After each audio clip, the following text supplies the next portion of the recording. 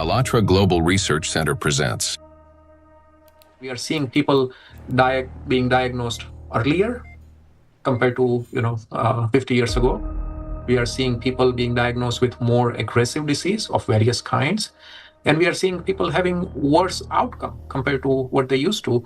And this is despite of all the advancement we have been able to make in the medical science in general. Do we expect the rise in neurodegenerative diseases, disabilities, and so forth? I think we are already seeing that rise.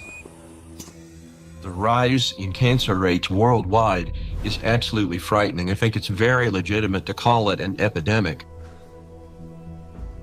There's an increased rate of cancer worldwide in children and also in people much younger than I used to see. So what's going on now is that we're having a rise in people getting cancer, children, young adults, and it's probably not due to smoking or alcohol or anything. There seems to be something else, something in the environment that is causing this cancer at an alarming rate, and it's getting worse. So a very serious problem.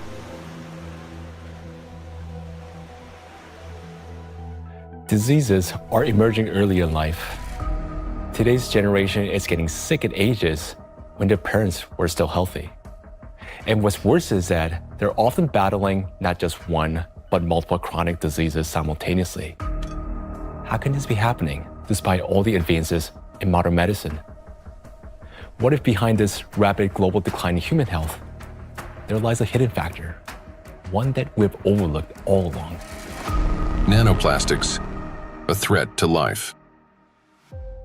We're talking about microplastics, tiny particles that can't be seen with the naked eye. They're much thinner than a human hair, extremely fine. From the molecular level to the scale of entire ecosystems, understanding microplastics is crucial for protecting the biosphere and public health.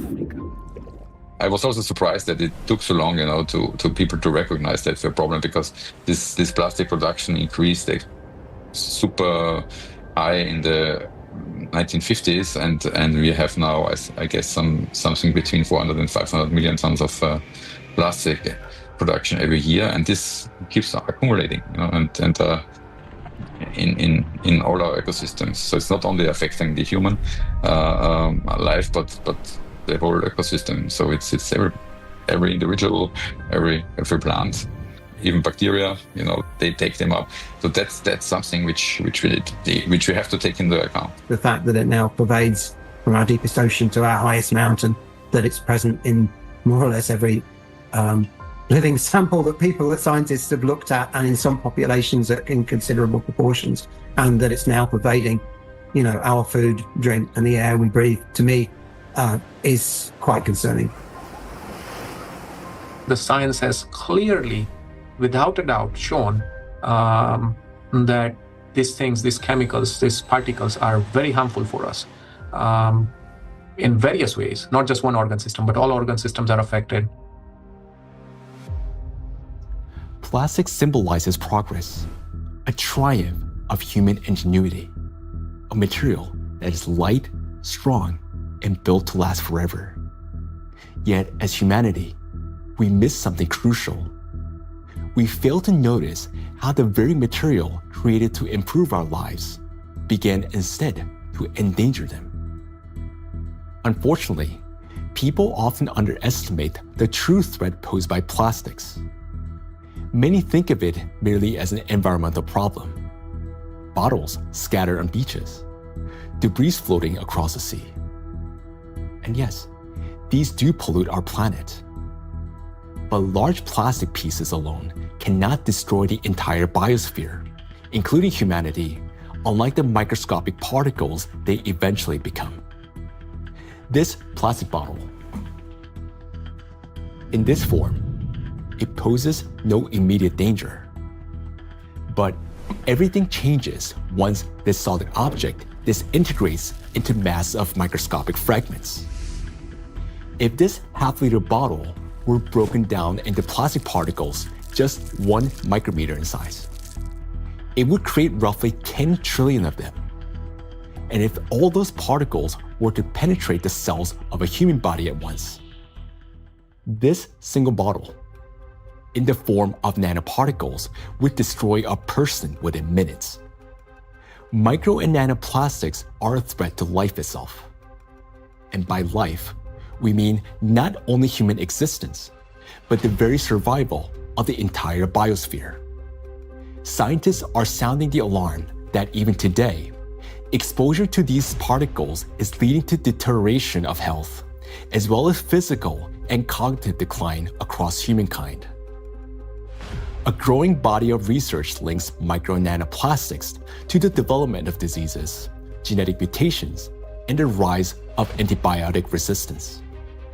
Some researchers even associate tiny plastics with climate anomalies, natural disasters, an increase in seismic activity as trillions of microscopic particles interact with the environment. Over time, they could create uninhabitable zones across our planet. And all of this begins with a simple chain reaction.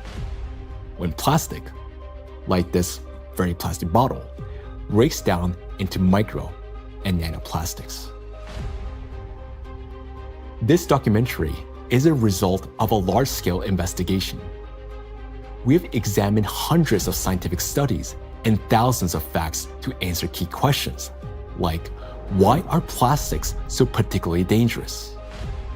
How can plastic particles threaten the very foundation of life? And what chances remain for humanity to change its course? Today, only a few hundred, perhaps a few thousand people truly understand the magnitude of this threat. A number far too small for a world of 8 billion. But by watching this documentary, you will become one of the few who understand what's really happening. This is a story of why researchers studying nanoplastics call them the #1 killer, and how they're already reshaping our future. Plastic interferes with the universal language of life.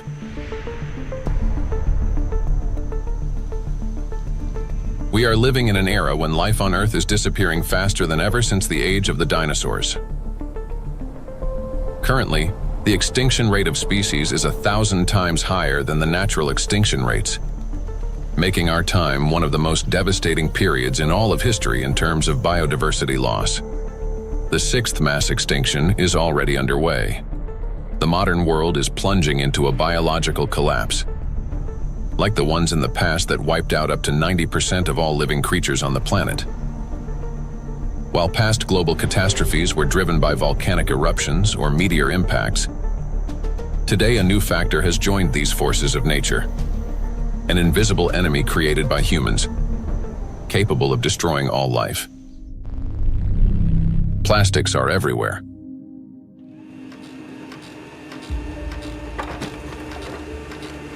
Since the mid-20th century, humanity has produced more than 9 billion tons of plastic, a material that was meant to make life easier, but has instead become a deadly trap for nature and for humanity. It is well established that most plastic is never recycled. Professor Antonio Ragusa, an Italian obstetrician gynecologist and researcher who first identified microplastic in the human placenta, explains how it continues its journey through the biosphere. Of the millions and millions of tons of plastic we produce, less than 10% gets recycled. More than 90% is dumped into the environment. And when plastic gets dumped into the environment, it slowly breaks down into smaller and smaller particles, eventually becoming very small, microplastics, or even tiny nanoplastics. These particles travel down rivers, reach the seas, spread throughout the oceans, and enter the fish we later eat, so they end up back inside us. The problem of microplastics has long been observed in ecosystems across the globe. Professor Sedat Gündoğdu of Çukurova University in Turkey, founder of a research group on microplastics and expert in marine biology and Mediterranean microplastic contamination, speaks about this growing concern. I'm working on fish biology mostly. I was working on fish biology since 2016. During my PhD study, I recognized that all the sampling location that we work for biodiversity fully polluted with plastics, not only microplastics, because first we realized that the main problem is plastic itself. Today we are accustomed to hearing the word microplastic. But there was a time when this term simply didn't exist. Professor Richard Thompson is a marine biologist at the University of Plymouth, director of the Marine Institute, officer of the Order of the British Empire, and fellow of the Royal Society. In his work, he was the first to describe microscopic plastic particles in the marine environment, laying the foundation for an entirely new field of research. When I started to teach, I set the challenge to some of my students. They went out onto the shoreline, they collected samples of sand, and we started to look at them under the microscope.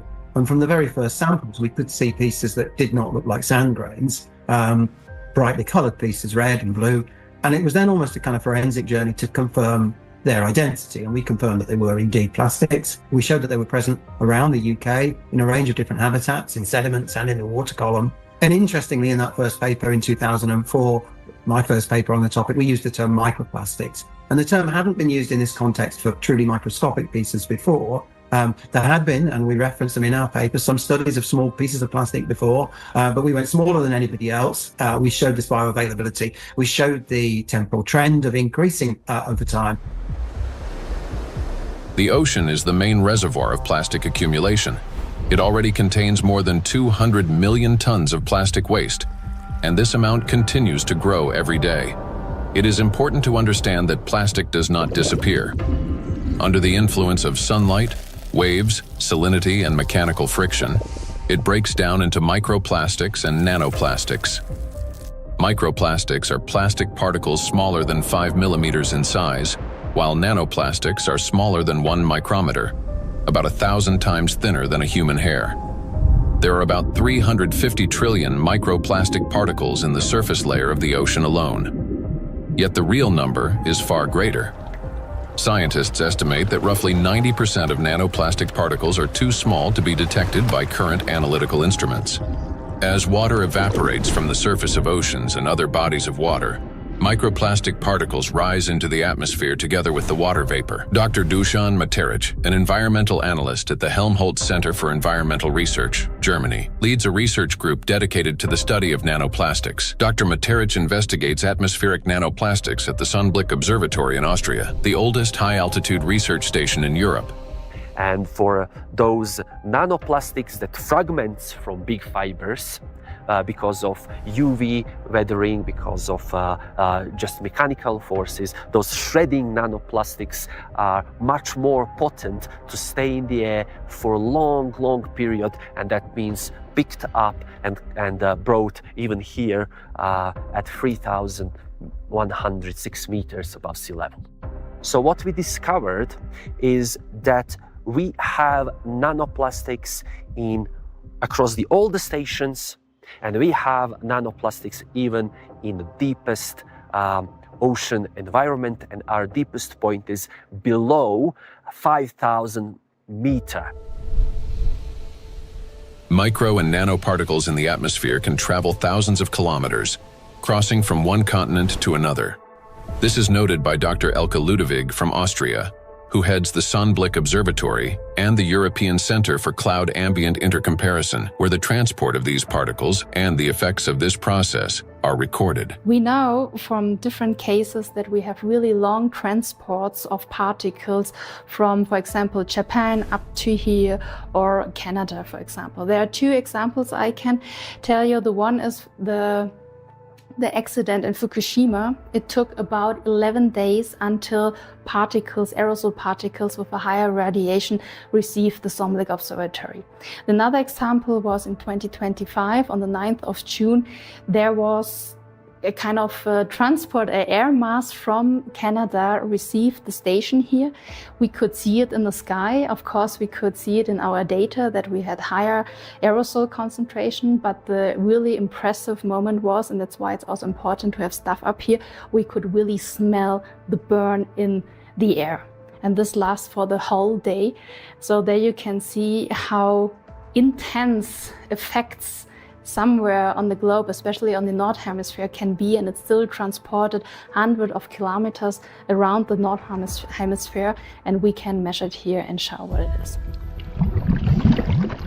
Atmospheric micro and nanoplastics then return to Earth with precipitation, falling with rain or snow and settling in forests, on farmland, and across grasslands, where they seep into the soil and penetrate plants. This is happening all over the planet, in both the northern and southern hemispheres. Liliana Cáceres Sanchez, MSc in Science, Technology and Health, a biologist specializing in ecotoxicology and environmental protection, and a researcher at the Center for Research in Exact Sciences and Engineering at the Bolivian Catholic University San Pablo, notes that microplastics are present in natural environments, in living organisms, and in food products. In recent years, we've conducted analyses of soil, air, and both surface and groundwater in Cochabamba. We have also examined lakes and lagoons, and in all of these samples, we have found microplastics. The fact that we found microplastics even in areas with no human presence suggests that microplastic particles are actively moving through the environment. In addition, we identified their presence in food and in living organisms. We detected microplastics in milk and other pasteurized products such as yogurt. They were also found in wild animals, for example, in the Titicaca water frog and in fish from a lake near Cochabamba called Angostura. These findings confirm that microplastics have already become part of our food chain and ecological chain. Due to microplastic pollution, 1 in 10 grains of the world's 3 main food crops, rice, wheat, and corn, may die before harvest. In addition, researchers from the University of Catania have found high concentrations of microplastic particles in apples, pears, carrots, potatoes, lettuce, and broccoli. Overall, apples and carrots contained the highest levels of contamination, and fruits were found to have more plastic particles than vegetables. On dairy farms in several countries, microplastic particles have been found in samples of hay and other types of cattle feed. The presence of microplastics has also been confirmed in the milk and meat of cows and sheep, as well as in the lung tissue of pigs and in the stomachs and intestines of domestic ducks. This means that plastic has now become inseparable from livestock farming. Scientists from the University of Newcastle in Australia estimate that the average person today consumes around 250 grams of plastic per year through food, the weight equivalent of 50 plastic bags. Moreover, humans inhale micro and nanoplastics. According to studies, an adult can inhale up to 106,000 microplastic particles during a 2-hour walk in a large city. And in areas near bodies of water, that number significantly increases. We encounter micro and nanoplastic every day when we brush our teeth, take a shower, eat, run errands, go for a walk, wear our clothes, use household appliances, or take medications, and when we are working on a computer, riding public transport, drinking coffee on the go, shopping in a supermarket, or relaxing outdoors. Micro and nanoplastics are everywhere, and we barely notice how deeply these particles have become embedded in our everyday lives today. There are 3 ways plastic gets into the body: through inhalation, through the skin, and through food. And what happens next? It enters the bloodstream. Until fairly recently, about 15 years ago, people thought plastic was inert. And in fact, if you look at these plastic pellets, not microplastics but larger macroplastics, even if you put them in water, they just sit there quietly. It seems like they don't interfere much with the environment. But once they break down into micro and nanoplastics, they get into the human body through those 3 pathways, enter the bloodstream, and from there reach all the parenchymal tissues, that is, the organs, kidneys, liver, heart, arteries, veins, placenta, breast milk. Micro and nanoplastics have already become an inseparable part of the human body. They accumulate in the tissues of the intestines, heart muscles, and in the endocrine and reproductive organs, disrupting their functions. There isn't a single place in the human body they cannot penetrate. Studies show that the highest concentrations of nanoplastic have been found precisely in human brain tissue. Professor Lucas Kenner, a pathologist, cancer researcher, director of the Christian Doppler Laboratory for Applied Metabolomics, and scientific director of the Micro-1 project studying microplastic and its effects on health, explains how micro and nanoplastic particles can evade the body's defense mechanisms and reach the brain within just a few hours. And we found out that particles which are in the bloodstream and cover themselves with cholesterol molecules, they easily can enter the blood-brain barrier, which is a very strict body barrier and protects the brain from toxic outside or even therapeutic substances. So it's, that it's difficult, for instance, to treat brain tumors because the blood-brain barrier is so strict also for medications. But particles can enter quickly because they cover themselves with molecules will help them enter the blood-brain barrier. And this is for me, it was really very striking to see that, that these particles in 2 hours after we give them an oral gavage, they're already in the brain. Scientists at the University of New Mexico have found that in every gram of brain tissue in middle-aged individuals, there are about 4,900 micrograms of plastic.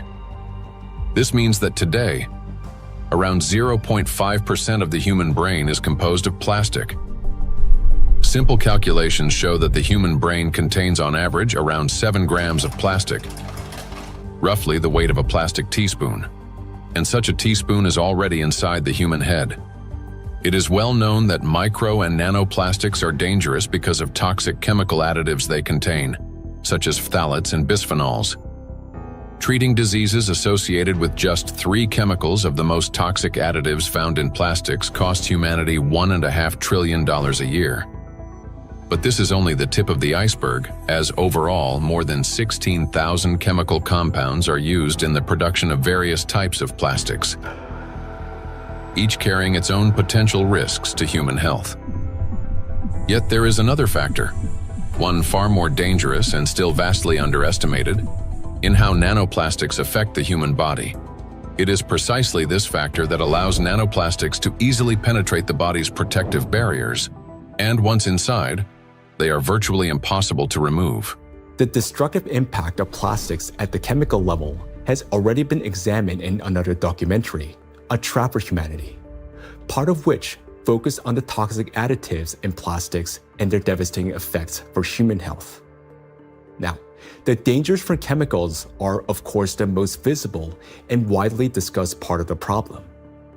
But as our investigation continued, we realized that the true danger of plastics lie beyond the chemistry, extending much deeper into the realm of physics. To understand why plastic particles are so dangerous, we must first understand their unique physical properties. Unique properties of plastic. At the micro and nanoscale, plastic particles acquire new physicochemical properties. They can retain surface charge for longer periods and interact with electrostatic fields and other molecules. In this sense, micro and nanoplastics can be compared to an electret, a material that accumulates static electricity and holds it for an extended time. Moreover, plastic particles not only retain an electrostatic charge, but can also recharge it. This occurs through the triboelectric effect. That is, when plastic comes into contact with or rubs against other surfaces, including fabrics, cells, and liquids. In other words, plastic particles can recharge themselves, restoring their electrostatic charge again and again. To understand how the properties of plastic differ from those of other materials, we conducted a simple experiment. Here, inside transparent plastic cups, we suspended several objects made of different materials: a metal needle, a wooden matchstick, a copper wire, and a strip of magnesium. Now, while these objects remained motionless when a plastic rod was brought close, everything changed dramatically when we rubbed the plastic rod against the wall. That is, all the suspended object began swinging and moved toward the rod. So, what caused this reaction? The answer lies in the electrostatic charge that formed on the plastic surface. For example, a wooden rod, unlike plastic, cannot hold such a charge. even after rubbing it with wool. The material caused no movement. The same was true for metal scissors, which showed no effect until the material touched a magnet. Only then did the metal needle respond. So this experiment clearly shows how material responds differently to electric and magnetic fields. Now, plastic stands out among other materials because it can not only accumulate, but also retain electrostatic charge for a prolonged period. This is distinct from wood, which quickly dissipates charge because of its moisture content, and therefore has little effect on other nearby objects. It's a dielectric material. Metals, on the other hand, do not hold charge but quickly redistributes it across their surface. They're conductors. Magnets, meanwhile, create magnetic rather than electric fields and thus cannot attract electrically neutral objects in the way a charged plastic can. So this is what makes electrostatically charged plastic so dangerous.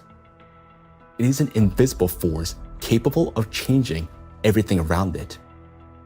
Once charged, plastic can attract even neutral particles, disrupting many natural physical processes.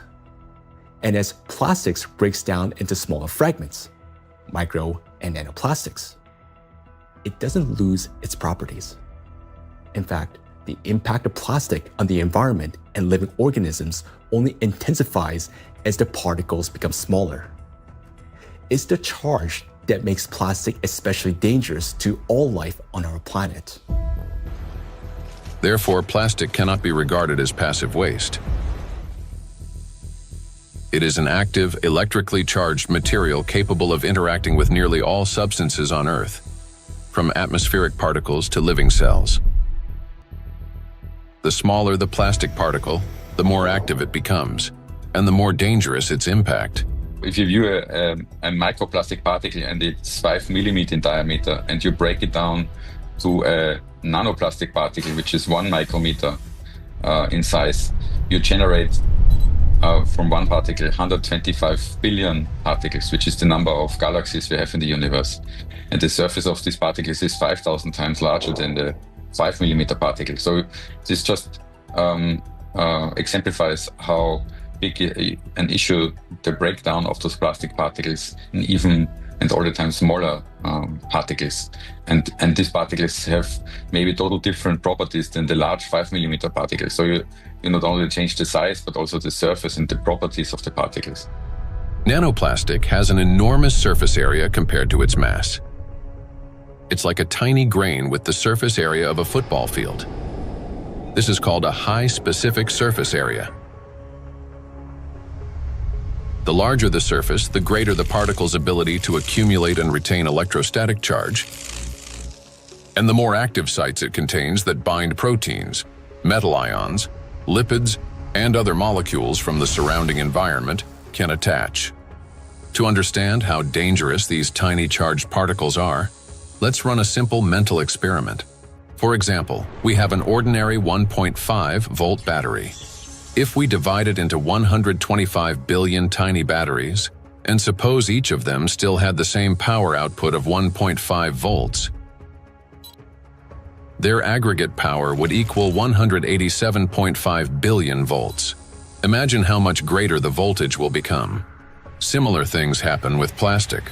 When a single fragment of plastic is divided into 125 billion particles, each carrying a charge, the amount of charge increases. Today, millions of tons of plastic in our biosphere are constantly breaking down into smaller and smaller particles, each carrying an electrostatic charge that allows it to penetrate everywhere. Consequently, as the number of electrostatically charged plastic particles grows, and excess electrical potential builds up throughout our planet. This is a major factor disrupting the Earth's energy balance, contributing to warming of the oceans, increase in atmospheric anomalies, as well as the number and severity of natural disasters each year. Note that the warmer the ocean, the more acidic it gets, and the faster plastic breaks down into charged micro-nanoplastics. This in turn leads to greater buildup of energy on our planet, amplifying all these processes in a self-reinforcing chain reaction. In addition, the smaller the particle, the more easily it penetrates the protected barrier of living organisms, including humans, triggering various chronic diseases and killing millions of people. We'll explore all of this in detail. In other words, plastic fragmentation does not make it safer. On the contrary, it transforms it into nanoparticles that readily penetrate living organisms.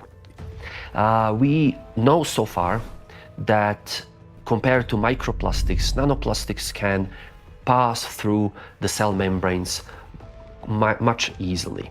That means that they can go to our bloodstream, not just us animals as well, and they can be carried to certain organs deposited there, hard to be excreted back and things like that.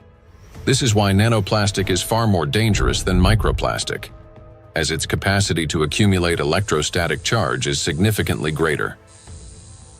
Due to their electrolyte behavior and small size, plastics do not remain inert particles. They become charged and transform into trillions of micro and nano killers. It is through this charge that tiny plastics can penetrate deep into the living tissues and even destroy them. Today, these particles are everywhere, and they're already interfering with the delicate electrical processes in nature. Now, we often think of electricity as something artificial, confined to light bulbs, batteries, and wires. But in reality, electrical impulses are the very language of life. That is, they enable the entire biosphere to function. And it is precisely these natural processes that electrostatically charged micro and nanoplastics are now disrupting. Universal language of nature.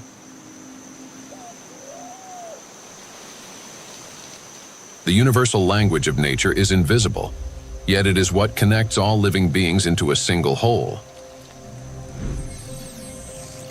Forests.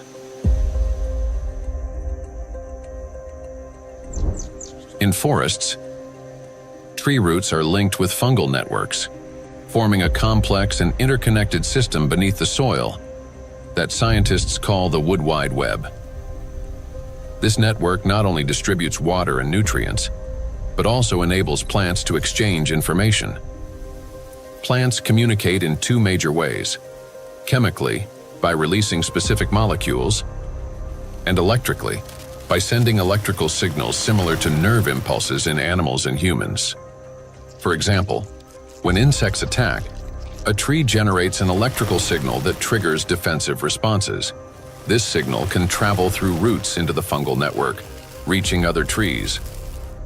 A similar effect was detected by scientists during a solar eclipse.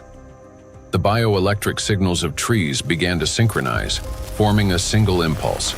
The oldest trees responded first, as if they remembered such events, and were warning the younger ones.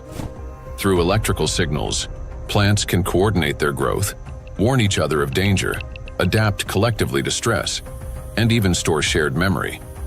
It is precisely this finely tuned system that is now being disrupted by micro and nanoplastics. Today, forests have become vast reservoirs of microplastics. Research shows that forests capture microplastic from the atmosphere. As air currents pass through forests, they carry tons of microplastic particles. The forest functions as a massive filter. Tree canopies and leaves literally comb out particles from the air. In the past, this process helped purify the atmosphere from dust and dirt. Today, however, along with these natural particles, micro and nanoplastic are also being trapped. Unlike dust, which can become part of organic matter, plastic does not decompose. It remains in leaves, accumulates in soil, and persists in forest air. Every day, dozens of microplastic particles settle on each square meter of the forest canopy.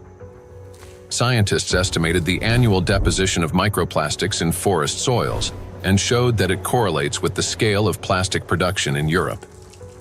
Assuming that atmospheric fallout is the primary source, they concluded that roughly 400,000 microplastic particles per square meter could accumulate in forest soil over a 70-year period. charged particles distort bioelectrical signals and deprive forests of their ability to adapt and survive. Negatively charged nanoparticles penetrate plant roots more easily, disrupting nutrient absorption. As a result, growth slows down and root formation is impaired. In addition, electrostatically charged micro and nanoparticles of plastic adhere to leaves and penetrate plant cells, impairing photosynthesis. They damage chloroplasts, the energy centers of plant cells, the analog of mitochondria in animal and human cells. Prolonged exposure to micro and nanoplastics reduces the ability of plants to produce oxygen. Some of the world's forests, such as the eastern forests of the Amazon, are already emitting more carbon dioxide than they produce oxygen. Animals. Micro and nanoplastics can penetrate the brains of animals. Electrostatically charged plastic particles damage brain cells and disrupt the transmission of nerve impulses. This causes malfunctions in the nervous system, from reduced vision, hearing, and smell to impaired motor coordination. As a result, animals struggle to navigate, find food, avoid danger, and to communicate with one another. And all of this greatly reduces their chances of survival. These effects mirror the early signs of neurodegenerative diseases in humans. According to the Worldwide Fund for Nature, over the past 50 years, the global population of wild animals has declined by nearly 70%. People can't even protect those they've taken responsibility for. Household pets are also poisoned by micro and nanoplastics. Pet food contains PET, the same plastic used to make bottles. Moreover, microplastic particles have been found in the tissues of cats and dogs. Scientists analyzed tissue samples from 49 animals, 24 cats and 25 dogs, that had died of natural causes and found that more than 70% of them had microplastics present in multiple organs.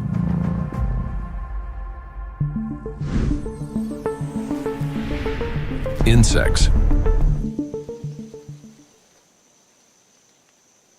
The rate of insect extinction is 8 times higher than that of mammals, birds, or reptiles. The crisis is especially severe for pollinators, bees, whose role in ecosystems and agriculture is critical. Wild and domesticated bees pollinate 75% of agricultural crops and 90% of wild flowering plants. More than 30% of the world's food production depends on bees. Today, populations of honeybees and wild bees are declining rapidly. If this trend continues, half of all bee populations may disappear within the next decade. The disappearance of bees means the loss of the link that connects plants and food, nature, and humanity. Studies by Indian researchers have identified a correlation between microplastic pollution and declining populations of insects. Bees interact with their environment through electrical impulses. They navigate not only by scent, color, and flower shape, but also, remarkably, by sensing a flower's electric field. When a bee approaches a flower, they communicate through the electrical field. As bees fly, friction with the air gives their bodies a positive charge, while flowers, being grounded, carry a negative charge. This difference creates an electric field that allows pollen to transfer to the bee even before it lands. Experiments have shown that bees can distinguish flowers by their electric fields, associate specific electrical signals with the presence of nectar, and even determine a flower's freshness by the strength of its residual charge. After a flower has been visited, its electric field weakens, and other bees can read the signal that the flower contains less nectar. Moreover, the bee's own electric charge can stimulate a plant to release fragrance, attracting even more pollinators. Thus, an entire electrical communication system operates between bees and flowers. The electrostatic charge carried by micro and nanoplastics distorts these electrical impulses, affecting the bee's brain and nervous system. As a result, bees can no longer recognize flowers, locate nectar, find its way home, or identify members of their colony. Even the smallest doses of microplastics can be lethal to bees.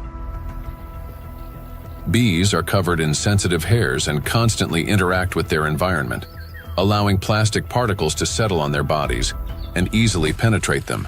One of the leading experts studying the impact of microplastics on insects is Professor David Baraki, PhD in ecology and animal ethology, biologist, and head of the Cognitive and Behavioral Ecology Lab, B-Lab, at the University of Florence. We already know from our studies and studies from other colleagues that, for instance, the microplastic can affect the gut microbiome. So if they feed with microplastics, this can generate dysbiosis, or the microbiota can be affected. In the same way, we found that it can affect the immune response. So both honeybees and bumblebees have a kind of immune depression, so they are not any longer able to fight infections. And they can also show altered behavior. So for instance, again, learning and memory is affected. Polyethylene doesn't seem to hurt too much honeybees. And polyestyrene had a strong impact, not only on survival, but also on learning and memory.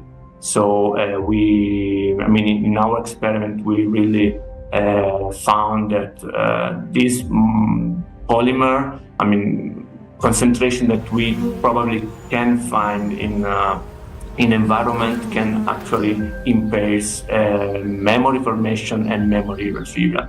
And this is, of course, alarming because for honeybees, it's, as I said, it's very, very important to have a good learning and memory capabilities.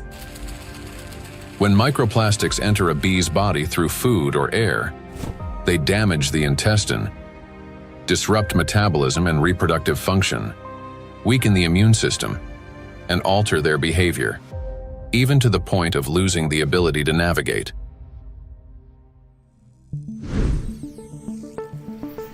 Birds. Across the globe, scientists are observing an alarming trend.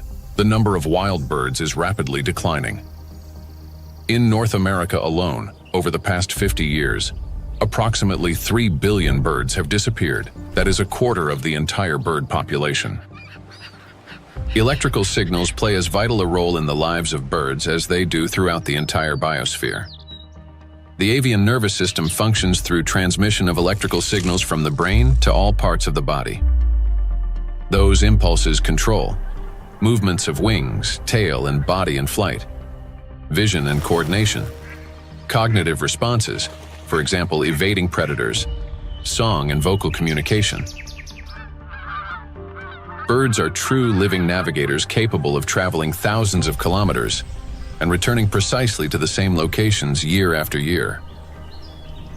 Scientists have discovered that many migratory birds use Earth's magnetic field for orientation. Imagine an airplane. A pilot sees a radar screen with lines and markers to avoid getting lost in the sky. For birds, their eyes serve as such a radar. Specialized molecules in their eyes detect both light and Earth's magnetic field, converting them into electrical signals. In the brain, those signals form an image with field lines superimposed on the real world. A bird simultaneously sees clouds, land, and its magnetic radar, allowing it to maintain course in any direction with ease. Electrostatically charged micro and nanoplastic particles entering a bird's body distort electrical impulses and disrupt functioning of its nervous system. This leads to loss of motor coordination, weakened memory and learning ability, and impaired vocalization and spatial orientation. Externally, this manifests as increasingly erratic flight, unstable behavior, and even softer, weakened chirping. Nestlings are especially vulnerable. Many do not survive to adulthood, and those that do often exhibit cognitive impairments. However, that's not all. Plastics damage the liver, kidneys, stomach, and brain of birds, causing symptoms that resemble Alzheimer's disease. Even birds that appear healthy lose the ability to adequately care for their partners and offspring, sharply reducing their chances of successful reproduction.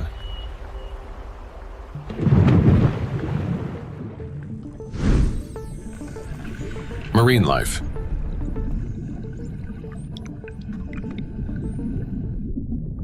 Beneath the surface reigns a unique world where vision weakens and sounds become distorted. In such conditions, marine life perceives reality differently. Through electroreception, the ability to sense faint electric fields and navigate by them. Predators such as sharks can detect tiny electrical impulses produced by muscle contractions and the heartbeat of their prey. Even if a fish remains motionless and hidden in sand, its bioelectric signals reveal its location. All living organisms in water generate continuous bioelectric fields due to ion flow across their skin. Those fields are subtly altered when the animal moves or when another living being appears nearby. Electrical impulses are an inseparable part of life itself, even underwater. Electrostatically charged micro and nanoplastics can distort or block those signals, which makes marine creatures especially vulnerable. As a result, marine animals and fish lose their ability to accurately locate prey, avoid predators, and follow migration routes. This threatens their survival and leads to population declines. Furthermore, fish exposed to microplastics exhibit a wide range of toxic effects, from immune system dysfunction to altered blood composition. Signs of neurotoxicity, growth retardation, and reduced reproductive capacity have also been documented in fish.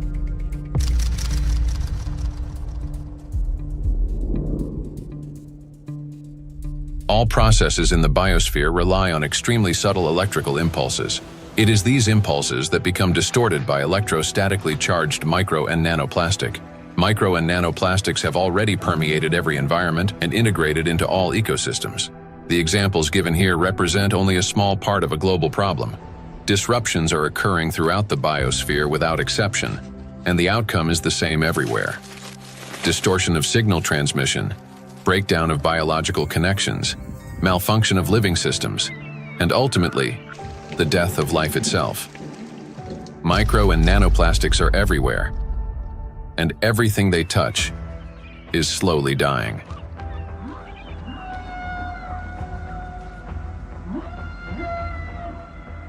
Charged micro and nanoplastics disturb the natural biological impulses that form the very foundation of life. Gradually, they erode the mechanisms that allow the biospheres to exist and interact. This decay begins from within, slowly, almost imperceptibly, yet inevitably. Even what appears healthy and alive today is already contaminated by micro nanoplastics. Today, so many of these particles have already accumulated on our planet that they will be enough to destroy the entire biosphere several times over. And their numbers continue to grow each day. Nature is not merely a habitat. It's our breath, our nourishment, and our protection. Humanity can survive without technology, but not without air, water, and living organisms. When life on Earth dies, humanity dies with it. The truth is that we do not exist separately from nature, no matter how much we try to convince ourselves otherwise. We're part of it. So you have probably guessed who we're going to talk about next.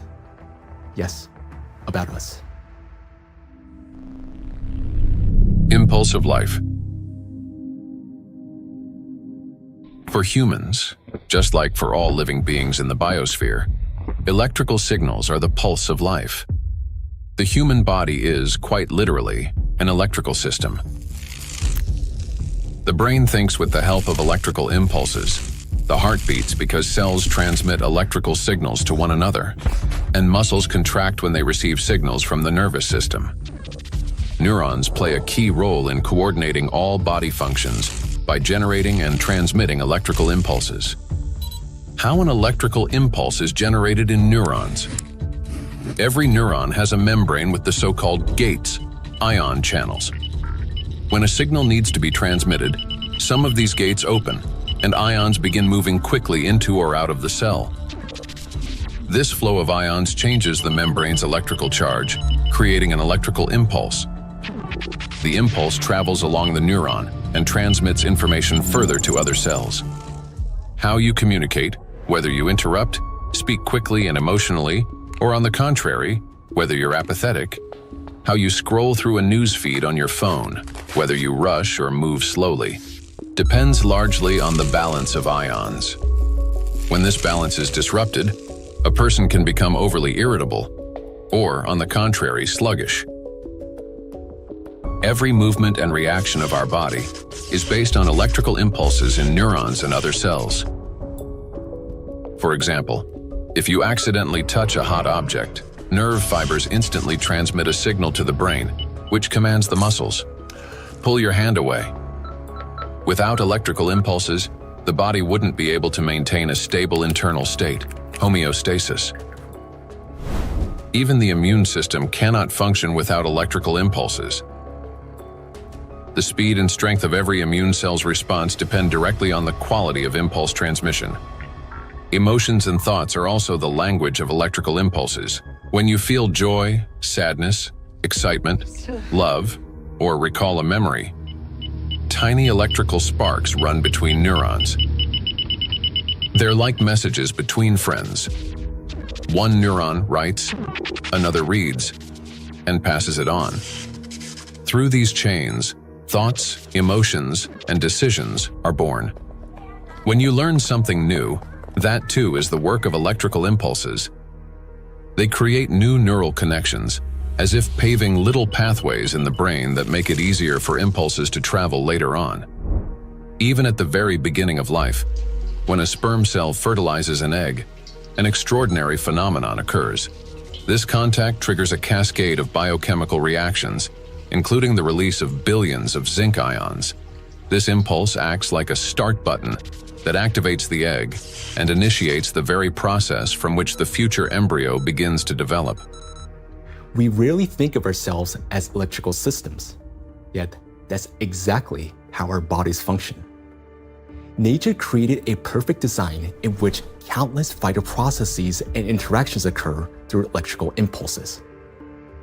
But there was one thing that nature could not have foreseen: that humans would create an enemy capable of infiltrating and disrupting this perfect mechanism.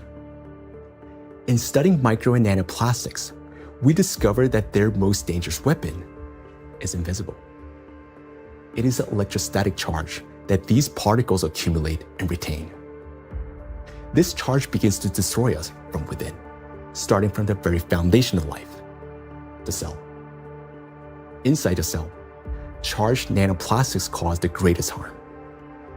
They disrupt communications between the cells, trigger self-destruction programs, and deprive cells of their ability to generate energy for sustaining life. The question is, how do plastics do this? How do micro and nanoplastics damage the body's cells? Disruption of interactions between neurons. Electrostatic charge and extremely small size allow nanoplastic particles to penetrate inside human cells. The impact of nanoplastics on cell function can be clearly traced in neurons, cells of the nervous system, as their function is directly linked to the generation and transmission of electrical signals. Valérie Etkin, Doctor of Physical and Mathematical Sciences and member of the European Academy of Natural Sciences, emphasizes that the impact of nanoplastics on nerve cells manifests at the most fundamental levels. Nanoplastics significantly influence the generation and transmission of neural impulses through multiple mechanisms that disrupt ion transport and the electrical activity of neurons responsible for transmitting nerve signals in the body. Each neuron functions like a miniature battery. It constantly maintains a difference in electrical charge between the inside and outside of its membrane. This enables the neuron to be ready to transmit a signal at the right moment. Charged nanoplastic disturbs this delicate balance, making the cell behave unpredictably. A neuron may activate prematurely, like a light flickering on without command, or conversely, fail to transmit a signal when needed. Such interference disrupts the operation of entire neural networks, like a city experiencing power outages, where neighborhoods go dark one after another, leading to a blackout. In addition, as shown by research conducted by Chinese scientists from Southern Medical University in Guangzhou, nanoplastic interferes with the operation of ion channels. Nanoplastic carrying an electrostatic charge can interact with these channels and alter their structure. As a result, the gates may fail to open or remain open for too long. This also disturbs normal signal transmission throughout the nervous system. When electrostatic interactions occur with charged membrane lipids, they cause a redistribution of charged lipids and proteins within the membrane, which leads to impaired functionality of these lipid membranes. This results in localized changes in ion concentration and the formation of ion concentration gradients around charged particles. The function of ion pumps, which are essential for maintaining ion balance, becomes disrupted. Ion pumps are mechanisms that move substances against their concentration gradients, a process known as active transport. When these processes become unbalanced, they accumulate energy that can later be used by biological systems to perform work. And so, the work of these pumps may be disrupted, yet it's one of the core mechanisms underlying biological activity. Signal transmission between neurons is a complex yet remarkably coordinated electrochemical communication process in which special molecules, neurotransmitters, play a crucial role. These molecules act as couriers, transferring information from one neuron to another in a strictly ordered manner. Nanoplastic particles carrying an electrostatic charge can interfere with the release of neurotransmitters or trigger their discharge without proper signaling. As a result, chaotic and false signals emerge in the brain, as if the nervous system can no longer distinguish what messages to send, when to send them, or where they should go. Any disruption in communication between neurons inevitably affects our mental state. If you find yourself becoming forgetful or absent-minded, if you have difficulty concentrating or remembering even simple things, it may be a sign that the degradation of neural connections has already begun. Nanoplastics not only interfere with communications between neurons, but they also penetrate directly into cells and even trigger their self-destruction. Cells start the process of self-destruction. Each cell continuously produces specific molecules known as reactive oxygen species. These molecules participate in processes of growth, division, and programmed cell death.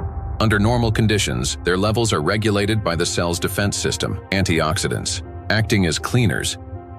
Antioxidants rapidly neutralize excess reactive oxygen species, preventing them from damaging the organism. When a cell is exposed to irritants, such as infection, injury, or toxins, it produces elevated levels of reactive oxygen species, which in excess can damage vital cellular structures. This leads to oxidative stress, a kind of chemical assault within the cell.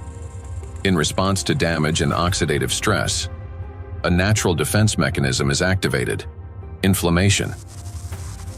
Its purpose is to eliminate the source of injury and restore balance. However, in the case of electrostatically charged nanoplastic, this mechanism ceases to function properly. Plastic particles remain inside the cell and act as a continuous irritant. The inflammation does not subside and becomes chronic. As a result, DNA, proteins, membranes, and other key cellular structures are damaged. Ultimately, the cell either can no longer function properly or initiates its own self-destruction.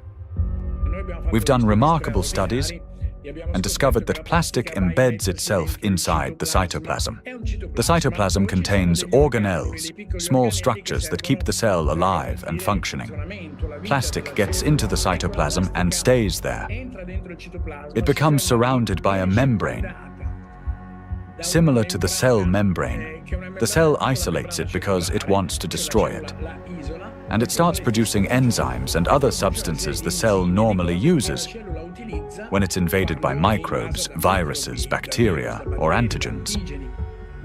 But unlike those natural invaders, plastic is indestructible, as we said. So the cell is essentially subjected to chronic stress, and eventually it becomes diseased.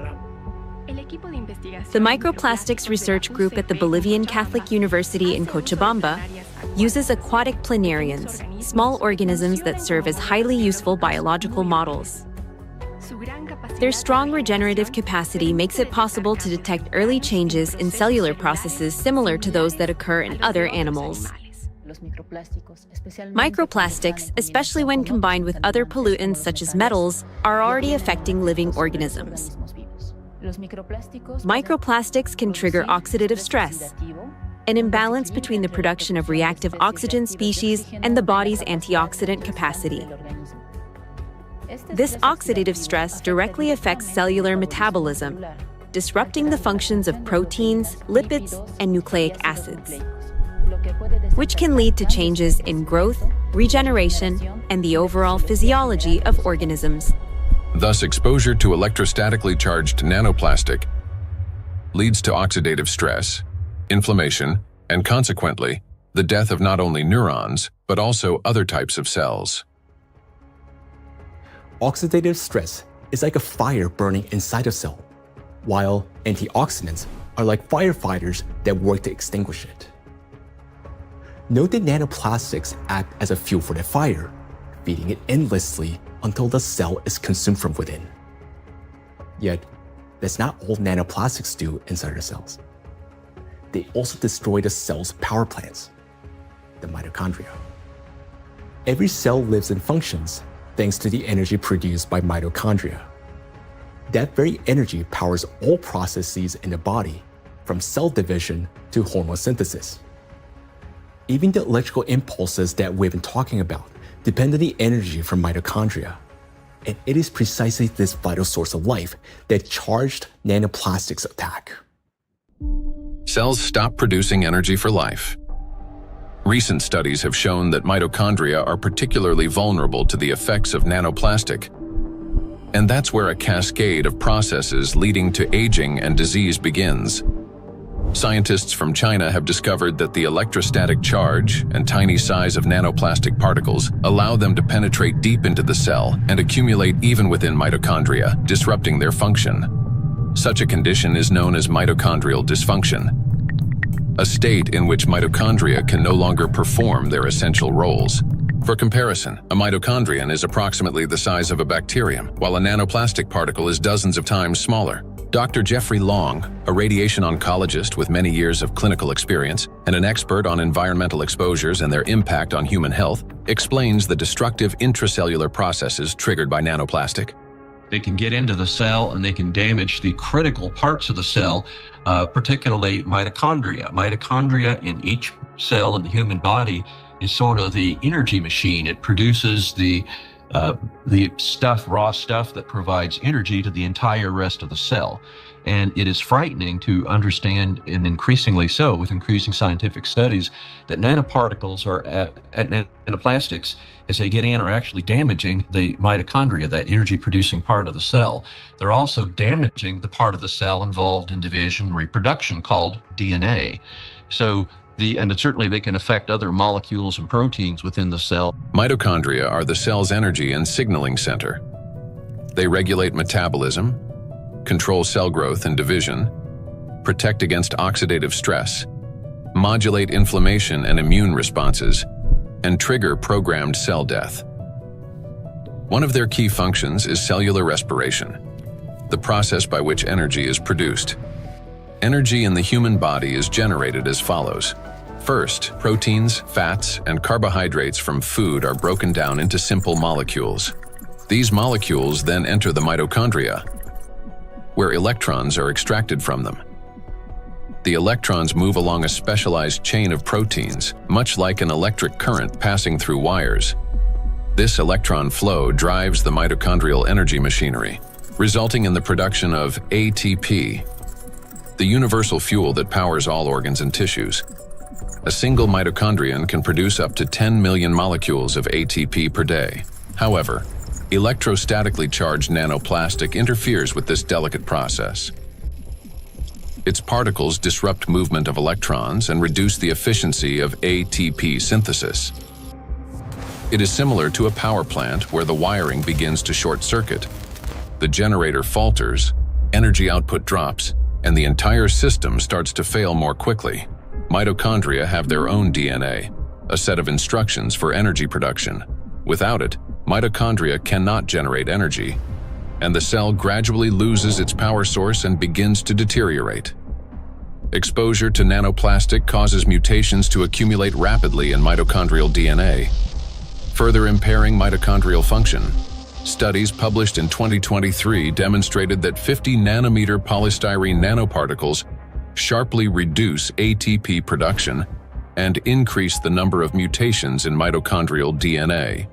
We have studies on this, with dramatic images taken using a scanning electron microscope, as well as a transmission one, where you can actually see plastic destroying the mitochondria, the structures that produce a cell's energy. Chronic exposure to nanoplastic turns cells into a battlefield.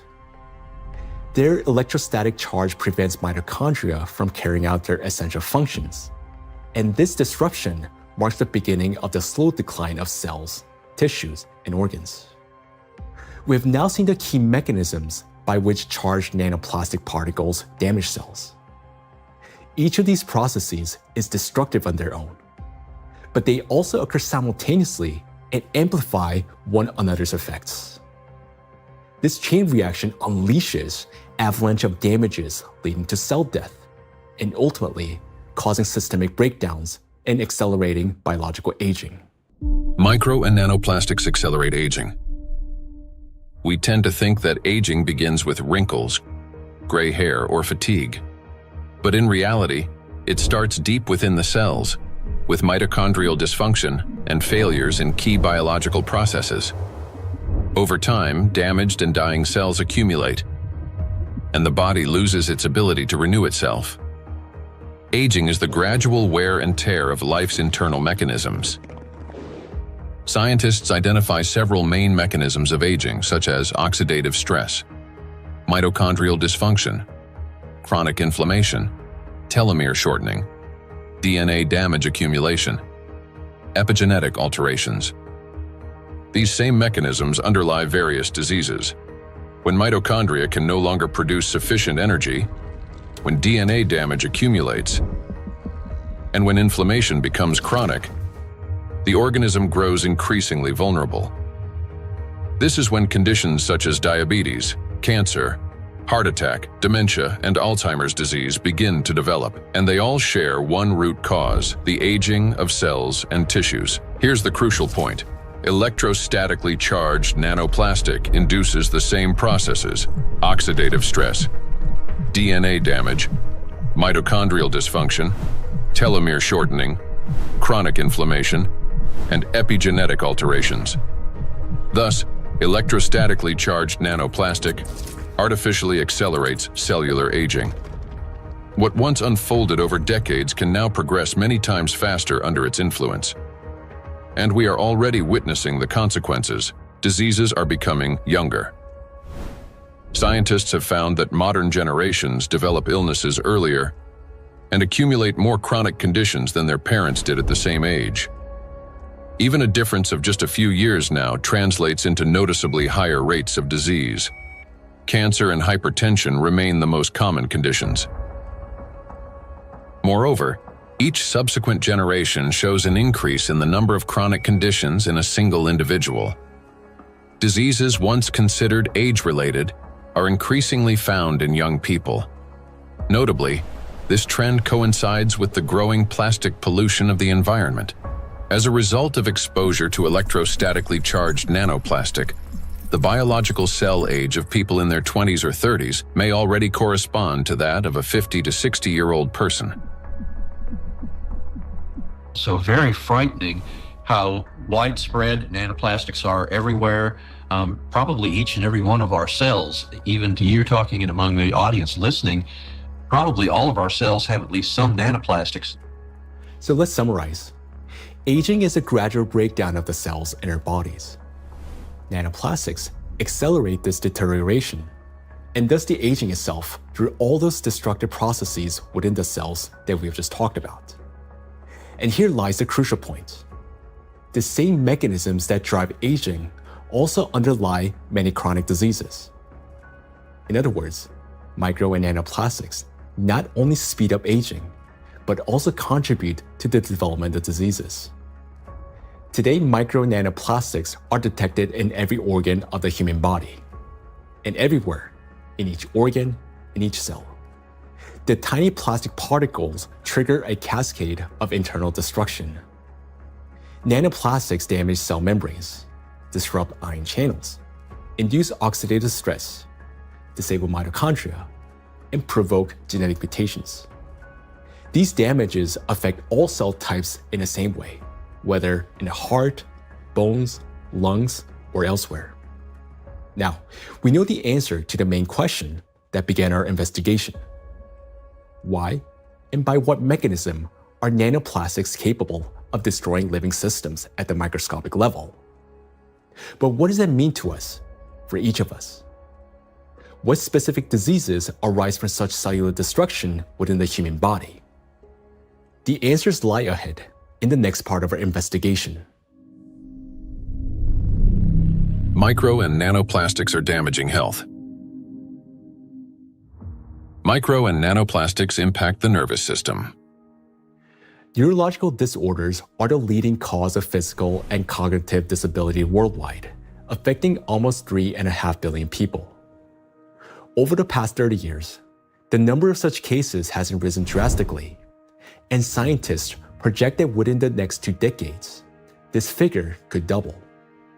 Since this trend mirrors a surge of plastic pollutions in our environment, it becomes clear why these diseases are becoming more prevalent and why they're increasingly affecting younger population. Now, recall the image of a plastic spoon in the brain. Unfortunately, it doesn't sit there inert or harmless. Electrostatically charged plastic particles attack neurons, the brain cells that are responsible for most of our thoughts and movements. Every day and every minute, nanoplastics are silently destroying cells in our brains, and the exposure to these tiny plastics, they never stop. In fact, it continues to accelerate. Consequently, the damage of our neurons lead to severe and often irreversible diseases like Alzheimer's and Parkinson's, multiple sclerosis, epilepsy, stroke, and many others. But neurons are not limited to the brain. They form an extensive network that coordinates and synchronizes the activity of the entire body. And when they're damaged, the autonomic nervous system begins to malfunction, disrupting the function of internal organs. For example, the intestines contain about 500 million neurons, often referred to as a second brain. This vast network plays a vital role in digestion, immunity, and even emotional regulation. But with every sip of water and every meal, an invisible stream of micro nanoplastics enters our bodies. And unfortunately, most of these particles settle and accumulate in the intestines. Micro and nanoplastics destroy intestinal barriers. The intestine is not just a digestive organ.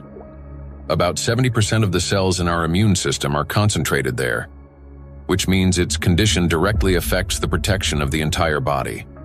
So another study that we provided showed us we are actually eating plastics, microplastics, because we analyzed 26 human cadaver.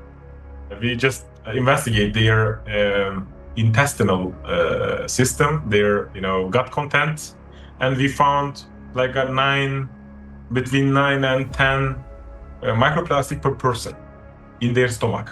So this is like a acute exposure. At that time, they exposed that amount of microplastics because, when you eat something, it will pass through your intestinal system. Some of them will remain inside the system. This is what we found. There remain microplastic particles inside the human stomach because grams doesn't give enough information about exposure because the particles behave according to their shape rather than their mass, because the definitive transportation feature of plastics or particles is size, because all the human barriers, the gut barrier, intestinal blood barrier, they are selective for size and the type. If they smaller than certain size, like 100 micron, they can pass through through intestinal system to the blood system. The intestinal barrier works like a filter. It allows useful substances, vitamins, nutrients, to pass through and blocks harmful ones, toxins, microbes, and foreign particles. But this entire well-coordinated system is destroyed by electrostatically charged micro and nanoplastics. It damages the cells lining the intestinal walls and weakens the tight junctions between them, making the intestinal barrier more permeable. Microbes, toxins, and plastic particles begin to penetrate the bloodstream from the intestine. In response, the immune system triggers inflammation. The intestine is also the body's second brain. Its walls contain about 500 million neurons that are directly connected to the central nervous system. This connection is called the gut-brain axis. The gut and the brain are connected through the vagus nerve. It is like a direct phone line through which they constantly exchange messages. The brain gives commands to the intestines on what to do, and the intestine informs the brain about their condition. A key role in this communication is played by the microbiota, 100 trillion beneficial bacteria. They produce substances capable of both calming and irritating the nerve endings in the intestinal wall, including those of the vagus nerve. Charged micro and nanoplastics disrupt the balance of gut microbiota. Beneficial microorganisms die, while pathogenic ones begin to multiply actively. When this happens, the communication between the gut and the brain becomes distorted. When nanoplastics enter the intestine, it triggers a vicious cycle of destruction. The damage that begins in the intestine leads to systemic malfunctions throughout the body. The digestive, immune, nervous, and endocrine systems all suffer. This accelerates the body's aging process and increases the risk of serious diseases such as irritable bowel syndrome and inflammatory bowel diseases, allergies and autoimmune diseases, depression, anxiety and cognitive disorders, obesity and diabetes, cardiovascular diseases, neurodegenerative diseases, such as Alzheimer's and Parkinson's. Micro and nanoplastics destroy immunity. Researchers from the University Medical Center Utrecht discovered that immune cells exposed to nanoplastic die 3 times faster than those that are not. Such accelerated death of immune cells severely weakens immunity and reduces the body's ability to fight infections. This contributes to the spread of inflammatory reactions throughout the body. Scientists from Zhengzhou University and Henan Cancer Hospital in China have found that nanoplastics penetrate even into the bone marrow and the thymus, the organs where blood and immune cells originate and mature. The bone marrow performs 2 key functions. On the one hand, it is a blood cell factory, where red blood cells, white blood cells, and platelets are formed. On the other, stem cells of the bone marrow play a role in regenerating bones, cartilage, muscles, and fat tissue. The impact of nanoplastics on stem cells means damage to the very foundation of regeneration. First, blood formation worsens. Anemia can develop due to a lack of red blood cells. Immunity decreases due to fewer white blood cells. And the risk of bleeding rises because of platelet deficiency.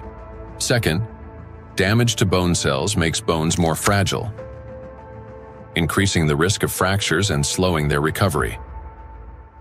Nanoplastics not only destroy the immune system, but through its electrostatic charge, they also create conditions for the reproduction and resilience of pathogens. A study from the University of Illinois showed that positively charged nanoplastic particles increase physiological stress in gut bacteria such as E. coli, making them more pathogenic.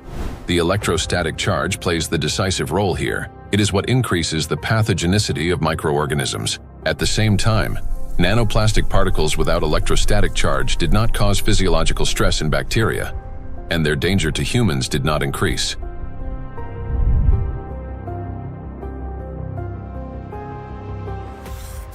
The experiment showed that microplastics, especially polystyrene, can absorb up to 98.6% of viruses, prolonging their survival outside the body for up to 7 days. Viruses that normally die under sunlight or oxygen within hours can persist on plastic for 2 to 7 days, remaining on surfaces such as handrails, bottles, and door handles. A single sneeze from an infected person can release up to 200 million viral particles into the air, which can land on any plastic surface indoors or bind with nanoplastic particles in the air and water. Microplastics become an air and water taxi, spreading infection. Once in the bloodstream, charged micro and nanoplastic particles quickly become coated with plasma proteins, forming a biocorona, which masks them as the body's own cells and makes them invisible to the immune system. Antibiotic resistance.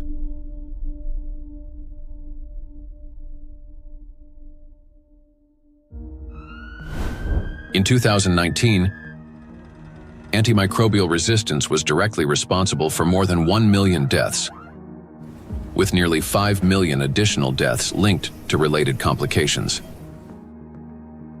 Studies in 2025 show that plastic helps bacteria develop resistance to antibiotics, driving a crisis that medicine is increasingly unable to control. Why? Because plastic is the perfect platform for bacterial growth. On its surface, they easily form biofilms, a dense protective layer shielding bacteria from sunlight, drying out, immune system attacks, and, most importantly, from antibiotics. Just like viruses, bacteria can survive on plastic longer than on other materials, sometimes for 3 days or more. This makes microplastic an efficient carrier of dangerous microbes through water, soil, and food. Paul Dabzak, PhD in water chemistry and microbiology, researcher at Center for Research in Exact Sciences and Engineering at the Bolivian Catholic University San Pablo, notes that the presence of biofilms on microplastics makes them even more dangerous. In the laboratory, we study how microplastics interact with metals and microorganisms. We observe that microplastics can adsorb metals through both physical and chemical sorption processes, and that this ability increases in the presence of bacterial biofilms that develop on the surface of the particles. These interactions depend on the type of plastic and the size of the particles, which alters their electrostatic charges. This causes microplastics to act like a magnet, attracting even more contaminants to their surfaces. In laboratory conditions, researchers from Boston University found that when bacteria come into contact with microplastic, they activate a special metabolic process linked to electron transfer. Simply put, plastic particles can share electrons with bacteria, acting as a kind of power bank for them. This process is called extracellular electron transfer. It gives bacteria extra energy, which first of all, makes them stronger, helps them divide faster, mutate, and build resilient multi-layered biofilms that block antibiotics from penetrating. Secondly, this extra energy directly accelerates antibiotic resistance. What's worse, even after plastic was removed from the experiment, bacteria retained their new properties.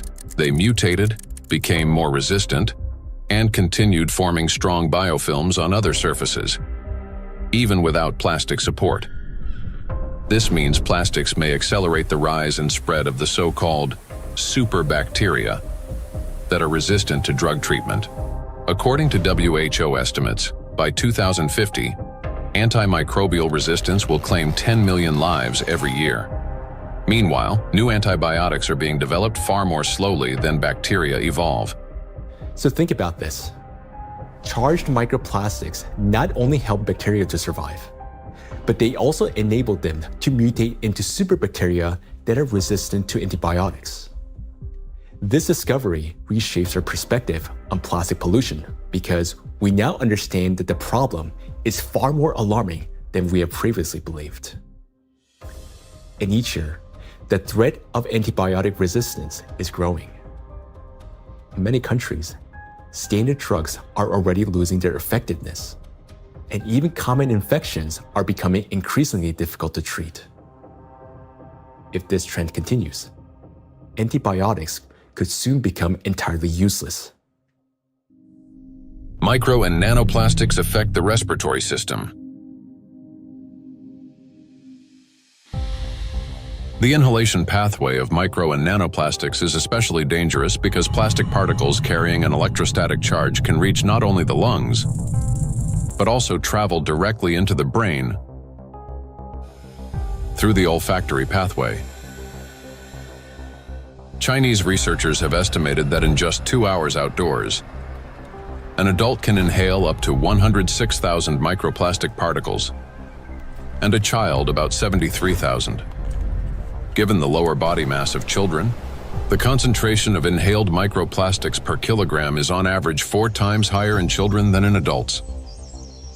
Once inside the respiratory tract, micro and nanoplastic particles carrying an electrostatic charge trigger a chain of destructive reactions in every cell of the bronchi and lungs. They cause oxidative stress and chronic inflammation, leading to severe consequences such as the onset and worsening of bronchial asthma, progression of chronic obstructive pulmonary disease, pulmonary fibrosis, in which healthy lung tissue is replaced by scar tissue, and an increased risk of malignant tumors of the respiratory tract. In a study conducted in 2021, microplastics were found in 13 out of 20 lung tissue samples. In patients with respiratory diseases, particles were found in every sample of throat phlegm. What's more, plastic fibers have been discovered in malignant lung tumors. According to the World Health Organization, lower respiratory tract infections remain the world's deadliest infectious disease and rank among the top 5 leading causes of death. Cancer of the trachea, bronchi, and lungs ranks 6th among the leading causes of death. Micro and nanoplastics disrupt the functioning of the heart and blood vessels. Cardiovascular diseases are the leading cause of death worldwide. Despite tremendous efforts by the scientific community to develop and introduce innovative treatments, both the incidence and mortality from these diseases continue to rise. How do micro and nanoplastics damage the heart and blood vessels? The main thing electrostatically charged nanoplastics do is they destroy the mitochondria inside our cells. The heart is one of the body's most energy-demanding organs, and it's the mitochondria, the energy producers, that give it the power for every single beat. And when mitochondria start to malfunction, the heart literally stalls. It no longer has enough energy to maintain a normal rhythm or strong contractions. Heart attacks and strokes remain the world's leading causes of death among all diseases. In this context, it's especially alarming that scientists have found micro and nanoplastics inside atherosclerotic plaques, dense deposits within arterial walls that narrow the vessels and can obstruct blood flow. When a vessel becomes constricted or a clot forms, blood circulation to the heart or brain is disrupted, sharply increasing the risk of a heart attack or stroke. Research shows that when microplastics are present in carotid artery plaques, the risk of these life-threatening events and fatal outcomes rises by 4.5 times. Micro and nanoplastic particles trigger blood clot formation. When micro and nanoplastics enter the bloodstream, they don't simply drift there passively. Because of their electrostatic charge, plastic particles stick to vessel walls and attract blood proteins and cells. These coated particles damage the endothelium, the ultra-thin layer of cells lining the inside of blood vessels. The endothelium is like an intelligent shell of the vessels. It regulates their dilation and constriction, controls blood clotting, and protects against inflammation. However, under the influence of micro and nanoplastics, this system breaks down, leading to chronic inflammation and an increased risk of thrombosis. In addition, electrostatically charged microplastics can interact with blood cells, platelets, and red blood cells, disrupting their normal behavior. Under normal conditions, red blood cells carry a negative surface charge called the zeta potential, which keeps them from sticking together and allows blood to flow freely, even through the tiniest capillaries. But when exposed to microplastics, this charge decreases. Red blood cells begin to clump together, blood viscosity rises, and clot formation starts. As a result, clots appear in the vessels, obstructing blood flow, which is especially dangerous for the brain, heart, and eyes. This consequently increases the risk of chronic fatigue, vision disorders, hypertension, heart attack, and stroke. Nanoplastics interact with cell membranes.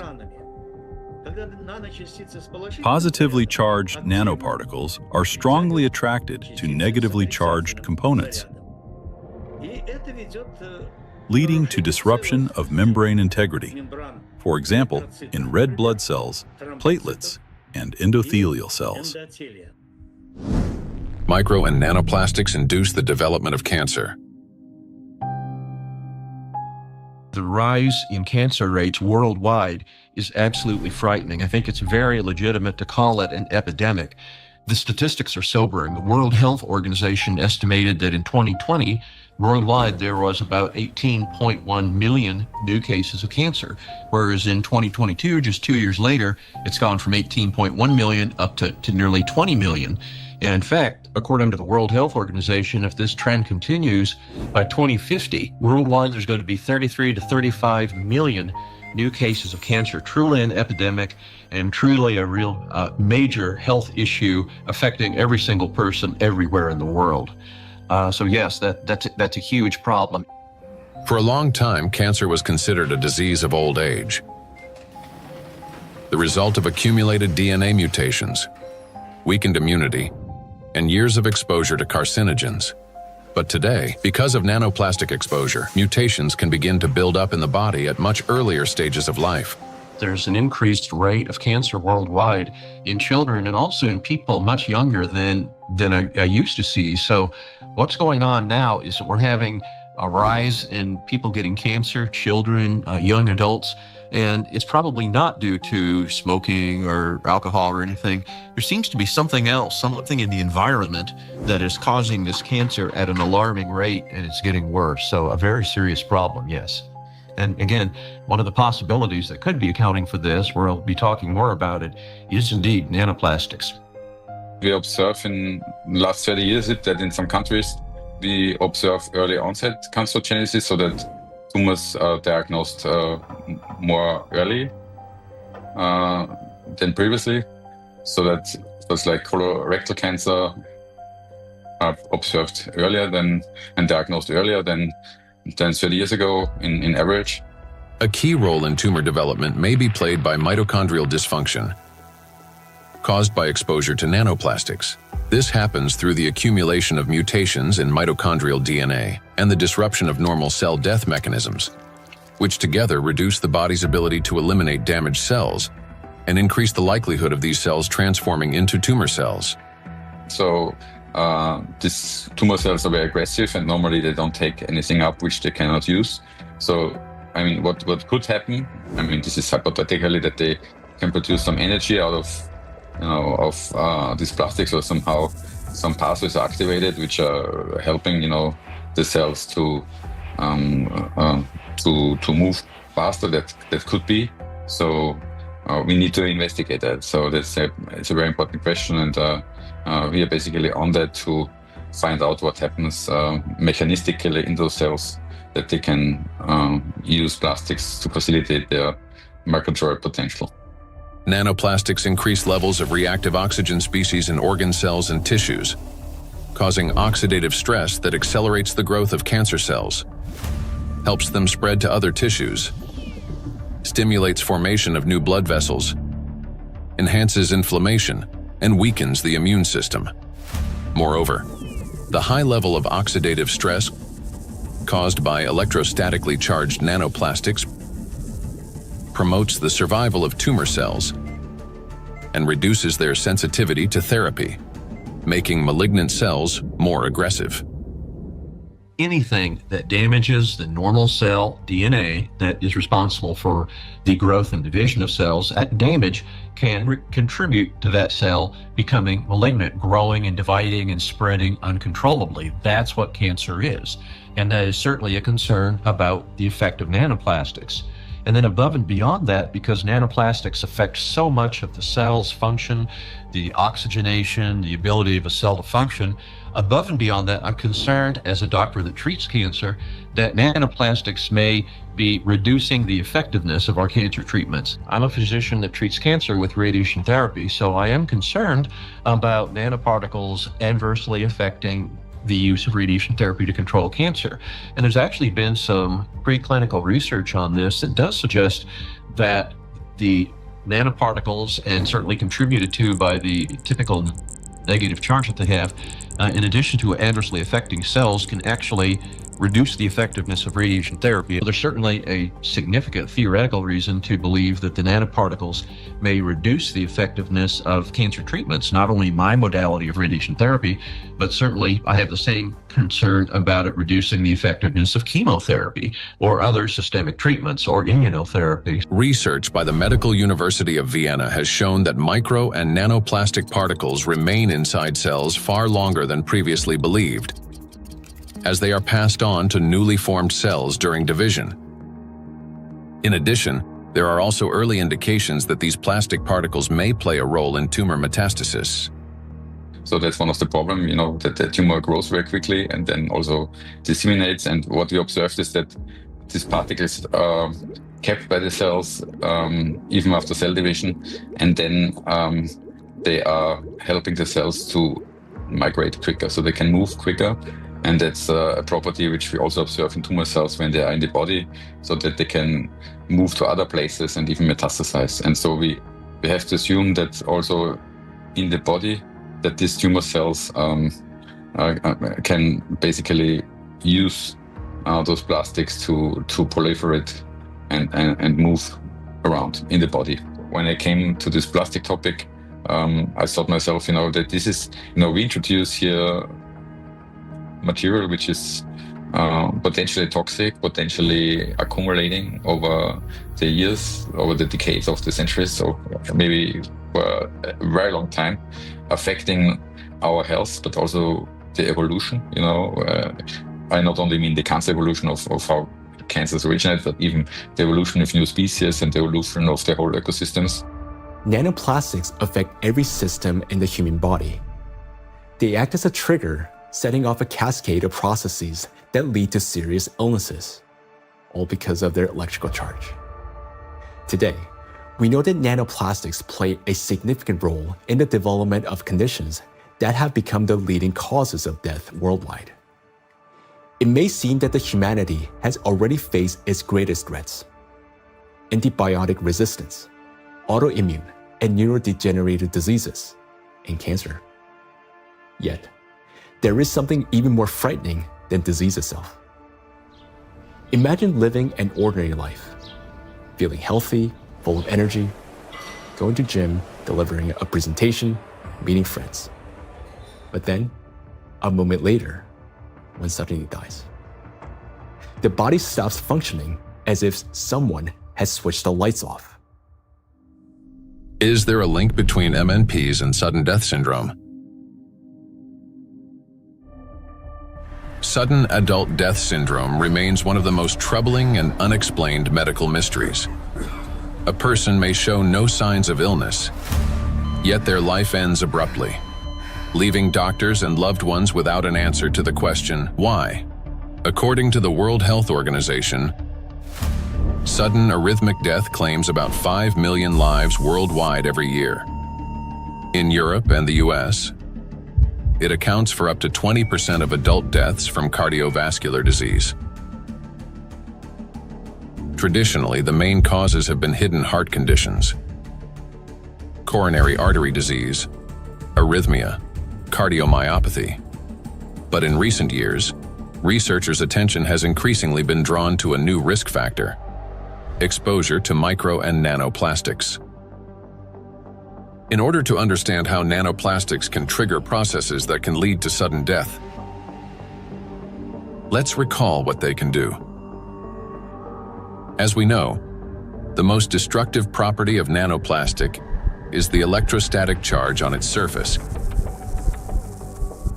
which allows these particles to interfere with the transmission of electrical impulses between cells and distort the signals that coordinate the function of organs and the body as a whole. And because this same electrostatic charge can also disrupt mitochondrial function in every cell, leading to energy deficiency, inflammation, and ultimately cell death, the greatest danger arises in the most energy-consuming organs, the brain and the heart, where such disruptions can trigger sudden death syndrome. Our brain controls breathing and heart function through precise electrical impulses. If nanoplastic blocks or distorts these signals, the heart can cease to beat or breathing can stop. And this breakdown is not sudden. It results from a gradual accumulation of disruptions. That is, the signals from the brain's cardiovascular center become increasingly distorted and unstable, step by step, impairing the transmission of electrical impulses within the heart muscle.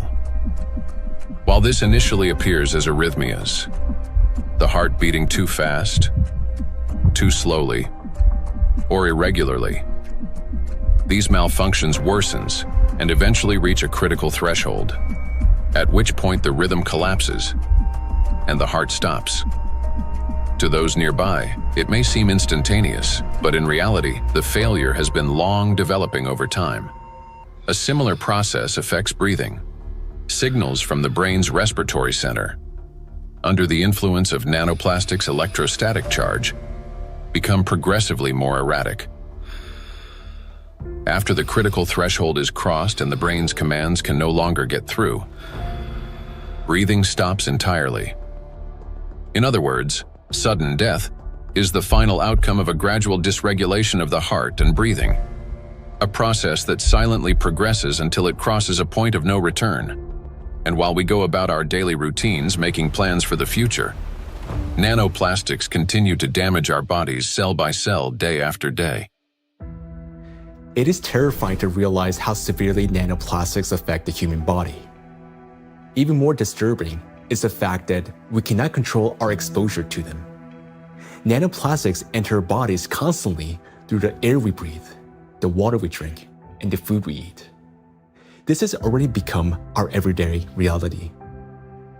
Today, we know that nanoplastics can disrupt the control centers in our brains for breathing and heartbeat, causing arrhythmias, bronchospasm, and pulmonary edema, which can result in sudden death. Yet, what's more alarming is how little we still know. Research on nanoplastics has only just begun, and we're only starting to grasp the true scale of this threat. But make no mistake, everything you have heard so far isn't science fiction. These are actual biological mechanisms triggered by electrostatically charged nanoplastics. They attack every system of our body, contributing to chronic illnesses and even causing a sudden death.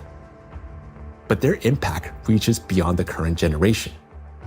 These nanoplastics are already affecting our children and even our ability to bring new life into the world.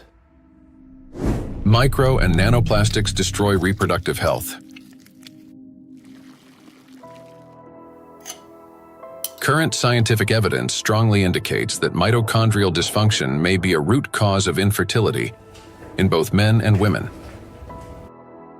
as well as negatively affecting conception, pregnancy, and embryonic development. For men, fertility depends on producing a sufficient number of healthy sperm cells that not only survive, but also possess adequate motility and the necessary energy to reach and fertilize an egg. That energy comes from mitochondria, which provides the ATP required for sperm movement.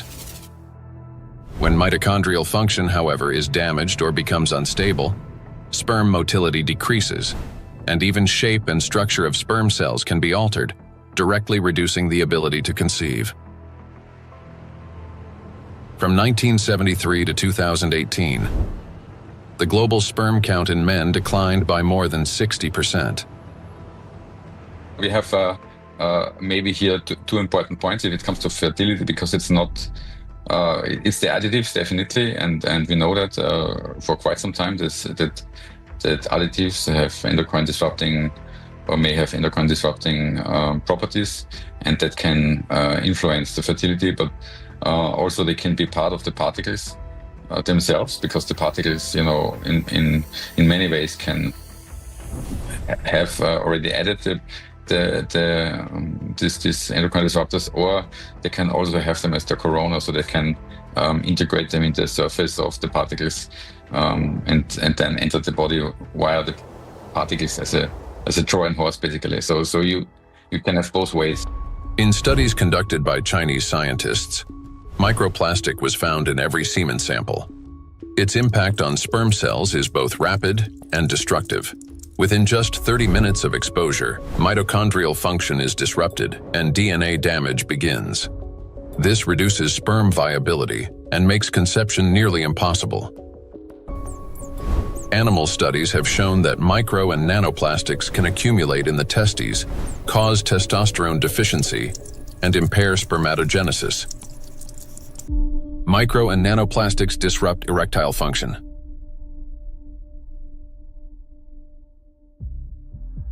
Insufficient testosterone production can lead to infertility, reduced libido, erectile dysfunction, and in adolescence, delayed sexual development. Producing testosterone requires large amounts of energy in the form of ATP. Even small amounts of electrostatically charged nanoplastic entering the mitochondria can disrupt their function and decrease ATP production.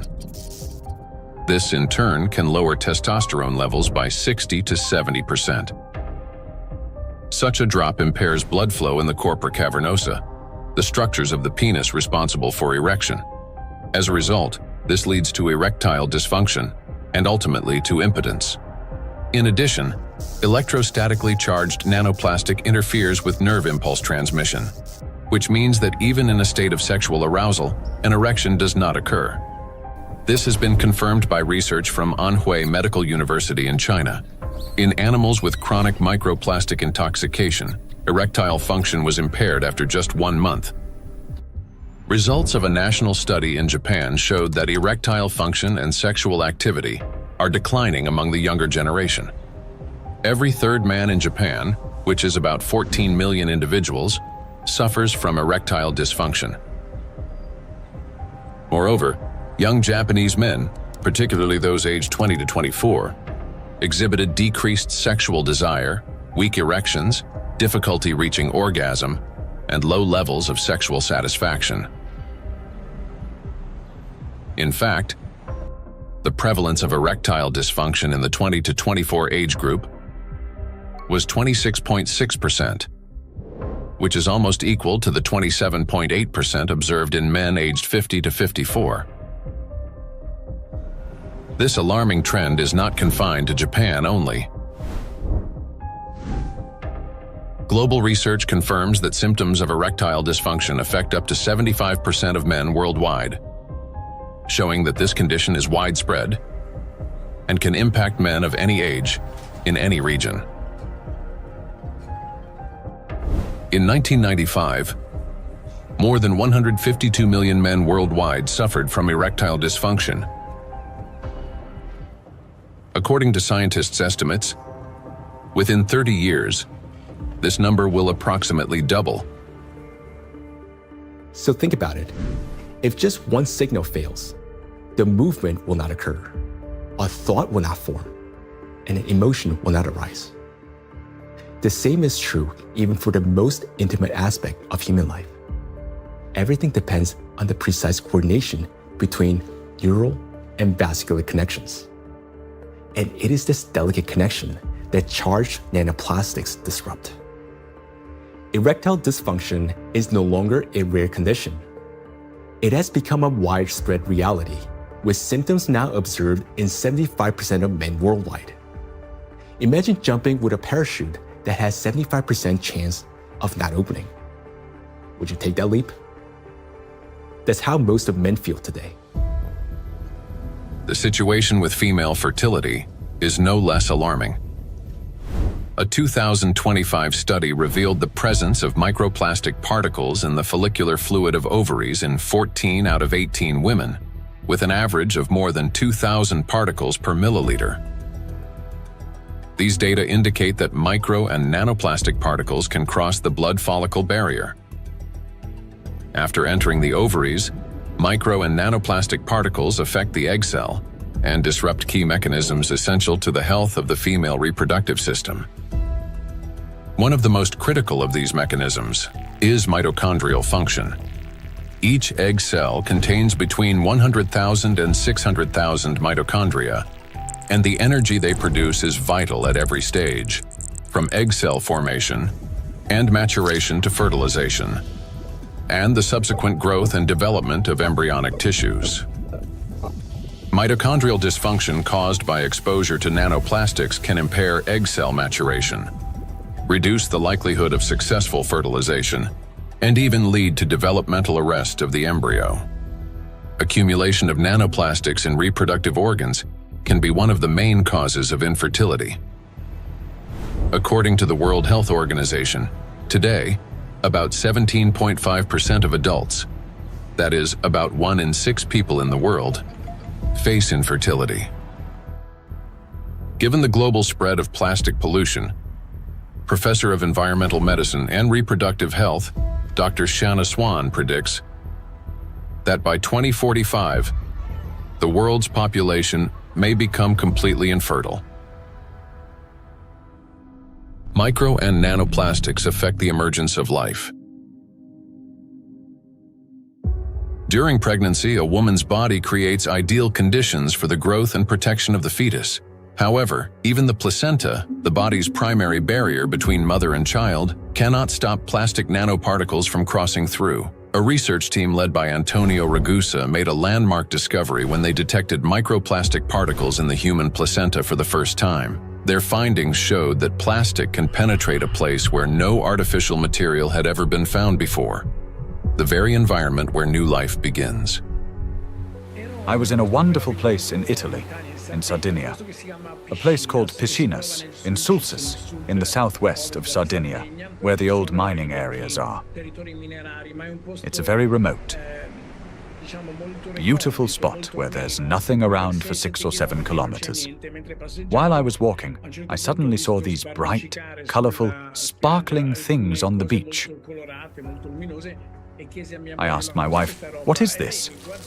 She looked at me a little puzzled and said, "Well, it's plastic." I said, "Plastic? How could plastic get here when there's nothing for 7 or 8 kilometers in any direction?" She looked at me again, with an expression that made it clear how little I understood, and said, "It comes from the sea, of course." And that's when something clicked in my mind. If plastic can spread through the ocean and end up in such untouched places, then it could also reach the inside of the womb, and so inside the bodies of babies. Naturally, from that intuition, I started pursuing this line of research. I'm a gynecologist. I help deliver babies. So I knew about plastics as much as everyone else, until a certain point. But I began reading and studying, and I reached out to some scientists who worked with microscopes. One of them was a brilliant professor working on the opposite side of Italy, in the Marsh region. She used a Raman microscope. A Raman microscope allows you to examine tissues and determine whether they have plastics inside them. Now we call it plastics, for simplicity. But of course, the term plastics covers a wide range of materials. There are dozens and dozens of different plastics. Let's say they are tiny pieces, polymers, that is, infinitely repeated tiny pieces of certain materials that we use every day, throughout the day. So we sent placentas to this professor, and she did an excellent job. She was able to locate and identify plastics inside placentas for the first time. The article we published in 2021 caused a bit of a scandal because the idea of plastics inside the placenta, inside our babies, was shocking to people. Because the plastic we find in the oceans is the same plastic we ultimately find in children. Micro and nanoplastics affect a child in the womb. Plastic triggers inflammation and disrupts blood flow in the placenta. This means the fetus receives less oxygen and fewer nutrients, increasing the risk of intrauterine growth restriction, hypoxia, and preterm birth. The more plastic there is in the placenta, the more likely it is that babies, unfortunately, are born prematurely. And these babies also tend to be smaller compared to those with lower levels of plastic exposure. We have to recognize that premature birth is the main problem facing humans today. In Italy, it's about 7%. In the United States, where the healthcare system is clearly less effective than Italy's, 12% of babies are born prematurely. So, in this sense, an increase in this number would mean an even greater burden for humanity, biologically, for families, and for everyone involved, and of course, economically, for those who care about costs. We know that these particles can be taken up by these particles going through the placenta and then being found in the embryo, and therefore indicating that already in very early life we have an exposure also to the embryo. The electrostatic charge carried by nanoplastics is especially dangerous in embryonic tissues, where even minor disruptions can lead to developmental abnormalities.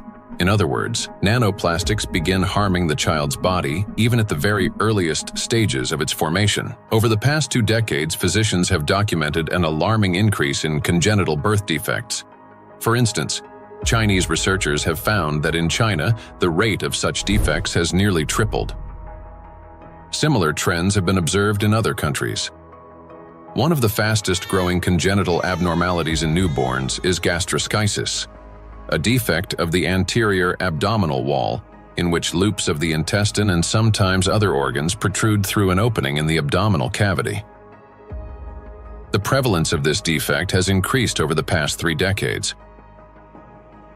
For instance, in the United States between 1995 and 2012, the percentage increase in gastroschisis ranged from 68% to 263%. An increasing number of children are also being born with hypospadias, a condition in which the urethral opening in boys is located in an abnormal position.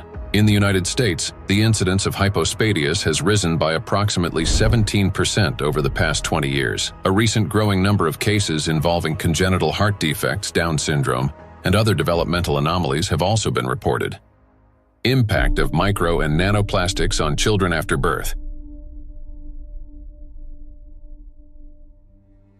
After birth, children continue to be exposed to micro and nanoplastic particles. Plastic baby bottles, food packaging, and toys are all sources of contamination.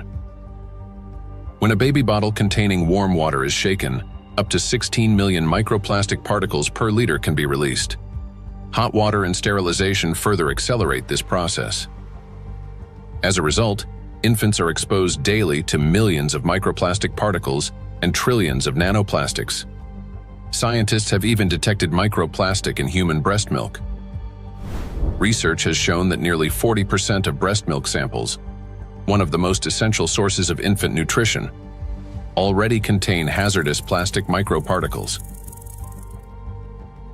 Due to their higher metabolic rate and breathing frequency, children take in more air, water, and food per unit of body weight than adults. Consequently, at the same level of environmental contamination, their bodies absorb higher doses of microplastic. Moreover, the protective barriers in a child's body are not yet fully developed. This means plastic particles can penetrate tissues more easily and accumulate at higher concentrations. For example, in children under 2 years of age, the ethmoid bone is not yet fully formed, and its openings are wider, allowing plastic particles to pass more easily through the olfactory nerves directly into the brain. Plastic is an infiltrator, and it's mainly children who are affected by it. In our scientific article that drew a lot of attention and was widely cited, we called them cyborg babies, meaning babies who are made of organic material, but also inorganic material like plastic. These babies are smaller. They generally have smaller brains, and very few end up with lower levels of plastic in their bodies. They're not completely free of it, since plastic is everywhere, but with lower levels of plastic. Because of the electrostatic charge of micro and nanoplastic particles, as well as the presence of bisphenols and phthalates, the endocrine and reproductive systems of children are particularly vulnerable. These substances interfere with the formation and development of the reproductive organs, potentially leading to infertility later in life.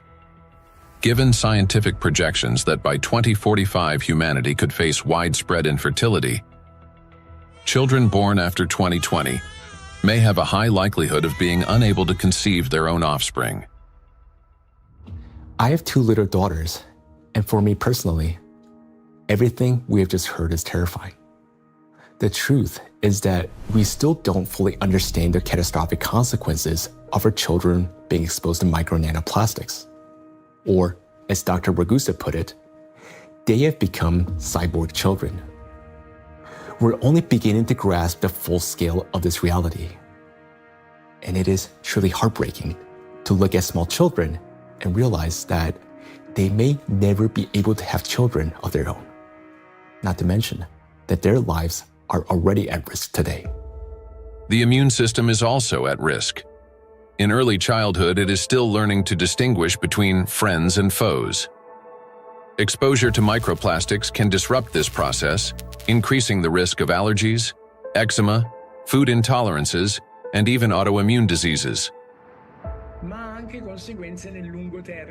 But it also has long-term consequences by which cell programming determines diseases that will then manifest themselves when a person reaches adulthood. That is, at 40 or 50 years of age. And these are diseases that are currently overwhelming, if not outright damaging, our world. They're the so-called non-communicable diseases: obesity, hypertension, diabetes, and metabolic syndrome. A child's brain is especially vulnerable in the first years of life, a critical period of rapid nervous system development when neurons are formed and complex neural connections are established. However, electrostatically charged nanoplastic can interfere with these delicate processes by inducing inflammation, damaging immature nerve cells, and impeding their development. As a result, memory, attention, and learning abilities may be impaired, and emotional instability can arise. Over time, this may manifest as anxiety, learning difficulties, and episodes of aggression. In addition, studies indicate a potential link between exposure to micro and nanoplastic and the development of autism spectrum disorders.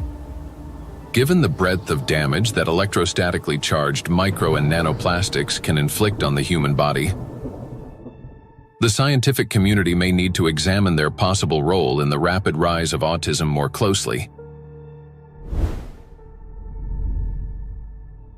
For me as a father, it is heartbreaking to realize how truly defenseless our children are.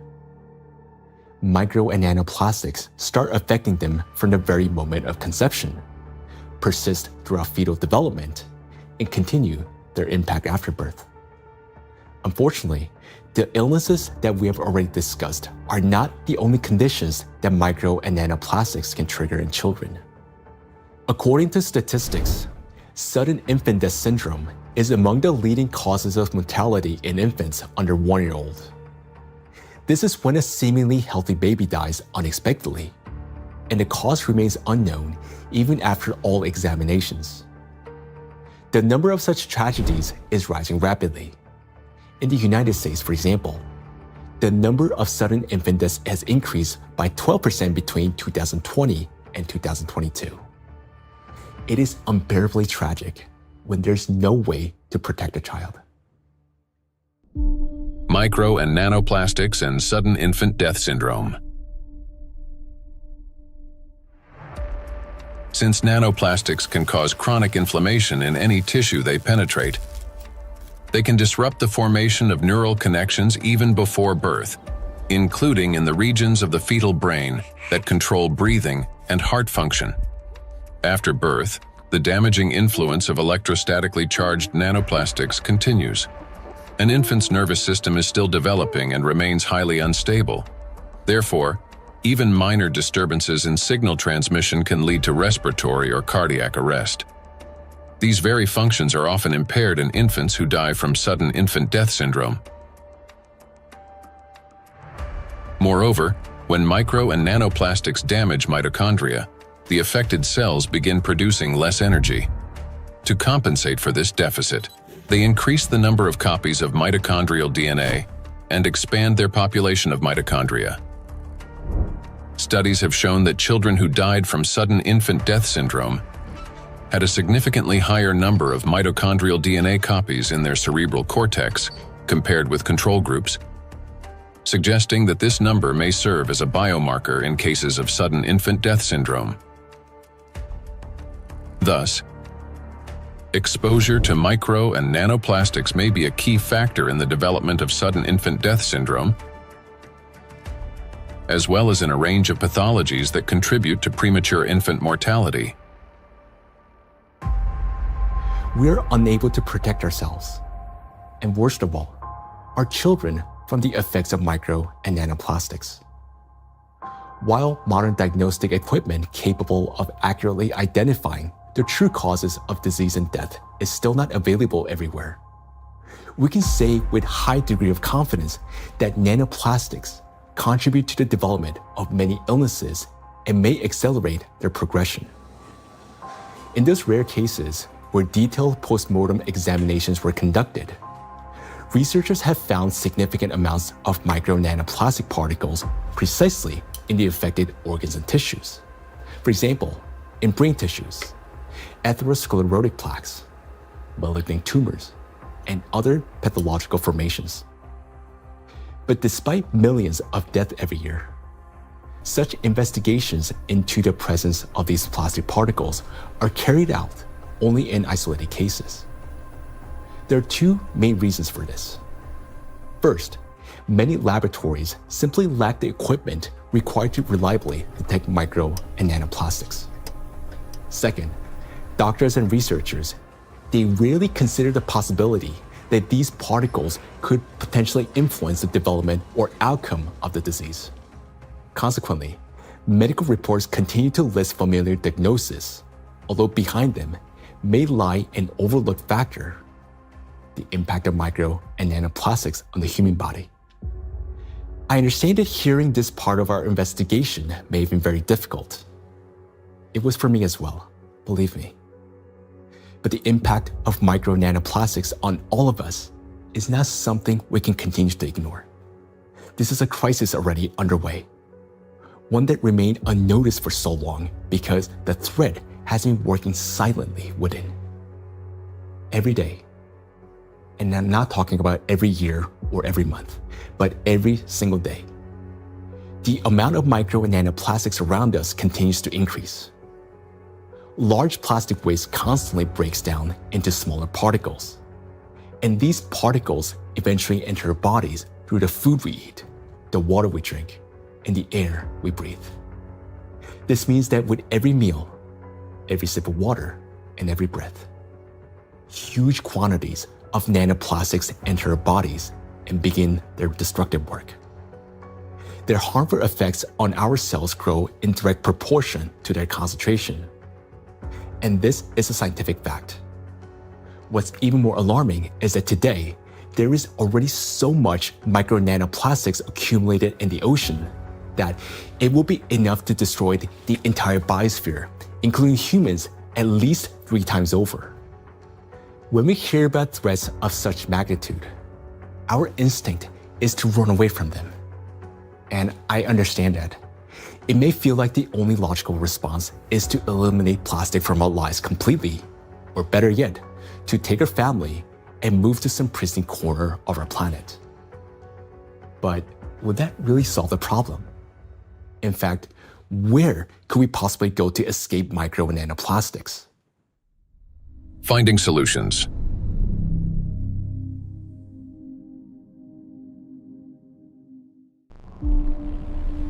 Exclusion zones.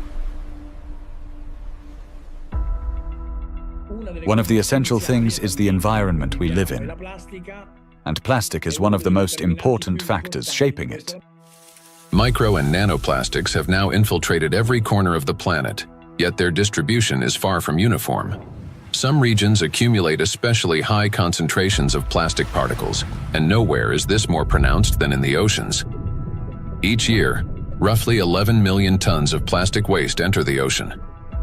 The equivalent of an Eiffel Tower made entirely of plastic plunging into the sea every 8 hours, or about 1,100 such towers annually. Initially, these towers consist of bottles, bags, fishing nets, and other plastic garbage. Over time, under the influence of sunlight, waves, and weathering, they fragment into billions of invisible killers, micro and nanoplastic particles. According to research, about 95% of small debris less than 5 millimeters in size is composed of plastics. The surface of the world's oceans is already covered with more than 350 trillion particles of microplastics, and the number continues to grow rapidly.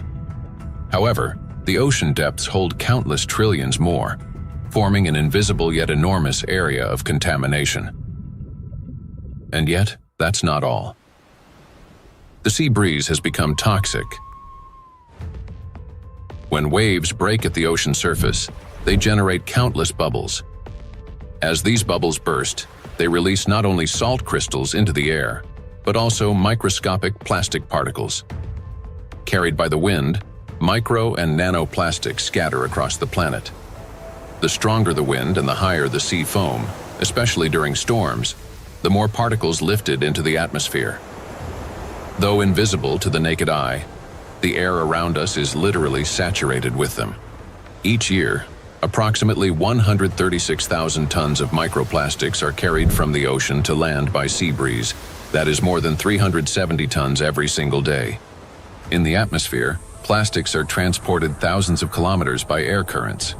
They settle in dew and fall to the ground with snow and rain. The coasts and coastal regions are the first to bear the impact. When people go to this seashore, okay, for holiday, for swimming, to receive some sunlight, they always send me pictures of microplastics because all the seaside are full of microplastics. A study conducted in a coastal city in eastern China found that a person can inhale up to 1 million microplastic particles per year simply by spending time outdoors.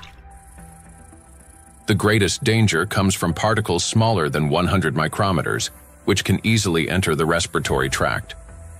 Because most of the coastal countries in the Mediterranean Sea don't have proper waste management system, so they release huge amount of plastic waste into the Mediterranean Sea. This is the first reason. The second reason, we have 2 rivers in here in this part of the Mediterranean Sea, Seyhan and Ceyhan. These 2 rivers, in 2 of the 5 most polluted rivers in the Mediterranean Sea. Recycling actually makes those 2 rivers most polluted rivers in the Mediterranean Sea. They carry more than 5,000 tons of plastic waste into Mediterranean Sea every year. It's too much. And also, the coastline in the Turkish coast has pollution like 31 kilogram per kilometer per day. Every day, 31 kilogram of plastic waste reach that coast in 1 kilometer coastline. It's too much. Just imagine, one plastic bottle is 10 gram or 15 gram. You can imagine how many plastic bottle strand on those coastlines. Dr. Sarju Ganatra is a cardiac oncologist and director of the Cardiac Oncology Program at Lehigh Hospital and Medical Center. He leads research at the intersection of cardiovascular medicine, oncology, and environmental sustainability. According to his study, which was presented to the American Academy of Neurology, living in coastal areas is associated with an increased risk of brain and mobility disability. The reason for this is the high concentration of microplastics in the water, air, and soil of these regions. It's alarming, truly, that what we are seeing, that people living close to the coastal water with high amount of microplastic concentration in the seawater, they have higher prevalence, higher rates of various cardiovascular disease, stroke, diabetes, and other metabolic conditions, as well as cognitive mobility and self-caring disabilities and abilities to live independently essentially are less in that population. Researchers analyzed health data from residents of 218 coastal counties across the United States, comparing CDC reports with levels of environmental microplastic pollution. The findings are striking. Memory and cognitive impairments occurred 9% more often among residents of areas with high concentrations of micro and nanoplastics compared to those in areas with low concentrations. Motor disorders were 6% more frequent. Difficulties with self-care, such as dressing or maintaining hygiene, were 16% more common. Inability to live independently, including managing finances or shopping, was 8% more frequent. In coastal regions, where the concentration of micro and nanoplastics far exceeds that found in inland, people are already paying the price, not only with their health, but with their lives. In a study led by Dr. Sarju Ganatra, scientists compared regions with high and low levels of microplastic pollution. But this raises an important question. That is, what does low level mean today? To answer this, let's look at the numbers. Dr. Ganatra defined a low level of contamination as one tiny plastic particle per 200 bathtubs filled with seawater. At first glance, that might sound negligible. But when that single particle breaks down into nanoscale fragments, the number of particles increases not by tens or hundreds, but by millions of times. Let's consider a simple calculation.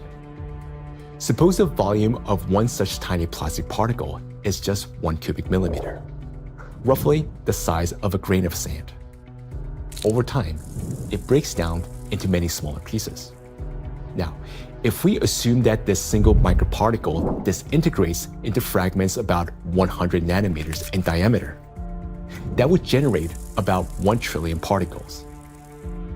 And if their size decreases to 10 nanometers, the number would skyrocket to 10 to the 15th, or 1 quadrillion nanoparticles, all from a single microparticle. So what does this mean in practice?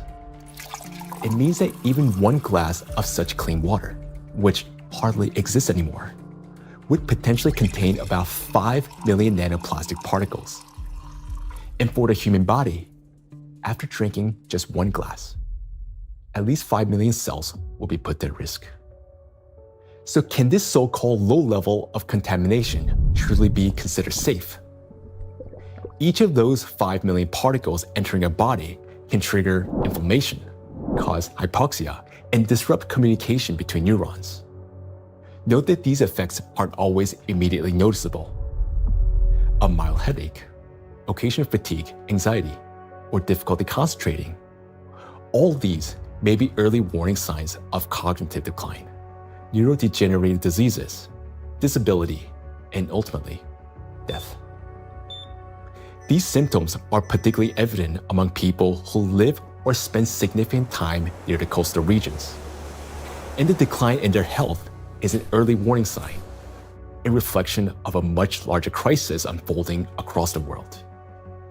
Do you remember Professor Gundogdu saying that the coastal countries of the Mediterranean don't have an adequate waste management system? Well, according to research, the concentration of microplastics in this region is about 4 times greater than North Pacific Ocean, where, by the way, the Great Pacific Garbage Patch is located. And in addition to 5 already known invisible garbage patches, researchers have identified a 6th garbage patch hidden in the Mediterranean Sea. It's called invisible because it consists mostly of microplastics. And unlike other oceanic garbage patches, which are at least far away from the densely populated coastline, this one is surrounded by 21 countries. It's a home to nearly 500 million people. We can say that this is the most dangerous garbage patch of the planet, because here, the plastic has already broken down into small sizes that are dangerous for life. Everyone living in the Mediterranean is constantly breathing air with an extremely high concentration of micro-nanoplastics. This is an extremely dangerous zone that should have been long ago been designated as an exclusion zone. Now, recall the battery example and imagine how many charged particles are present and how much energy is concentrated there. That's why the Mediterranean Sea is warming faster than the rest of the world's oceans. This is very serious because Mediterranean plays a key role in shaping the climate of Europe and the Mediterranean countries. It affects the weather patterns, rainfall distribution, and even the ecosystems of the entire region. It is precisely this extreme warming here, driven by micro and nanoplastics, that is intensifying the climate anomalies, extreme weather events, and even natural disasters throughout the Mediterranean. Meanwhile, the amount of micro and nanoplastics continue to rise with every passing minute. And what worries me personally is that people do not know this and continue traveling to these regions, often with their children, thinking that they're going there to rest and recharge, when in reality, they're entering a zone of extreme danger. So the things that once symbolized health, freedom, and luxury, a yacht on an open water, a villa by the sea, or even a private island in the ocean, they're now slowly turning into exclusion zones. For now, this problem is mainly recognized by scientists, but it will soon become impossible for the public to ignore. And when that moment comes, mass migration from coastal regions will be inevitable. Thus, if we fail to find a solution, the economic losses will be enormous, as the tourism industry will collapse and luxury resorts on the coast will be deserted.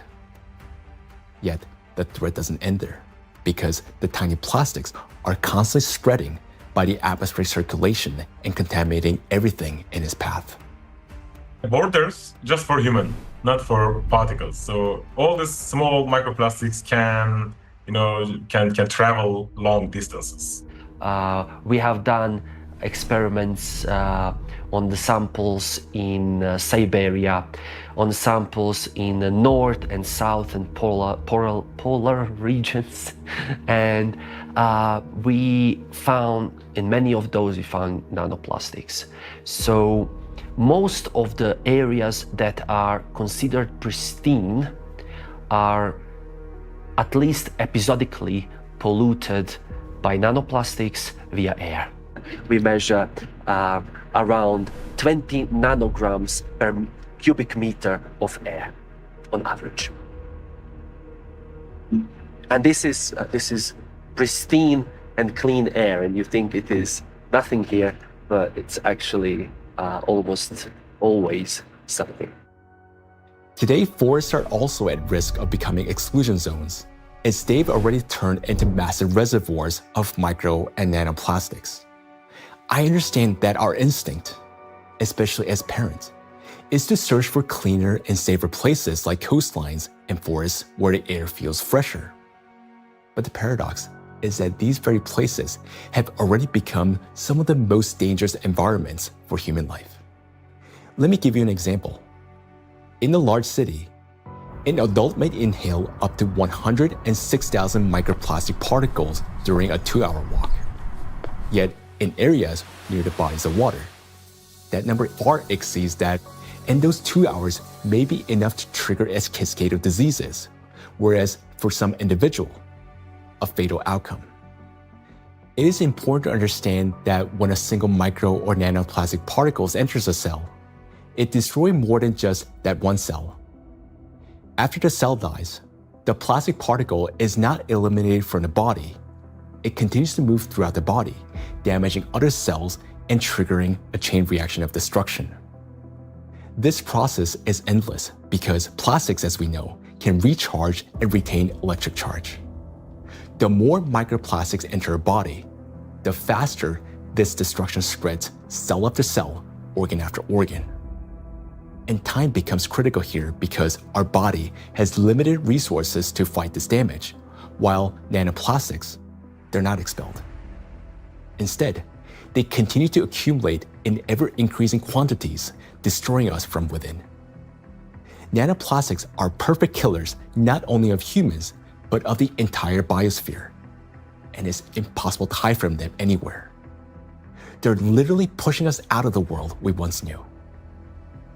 Micro nanoplastics are already affecting our planet as well as the climate. And moreover, they're intensifying already devastating natural disasters and contributing to the worsening geodynamic crisis. Climate and plastic in a single cycle of destruction. The world ocean is the largest system of our planet. It regulates climate and serves as the main source of oxygen.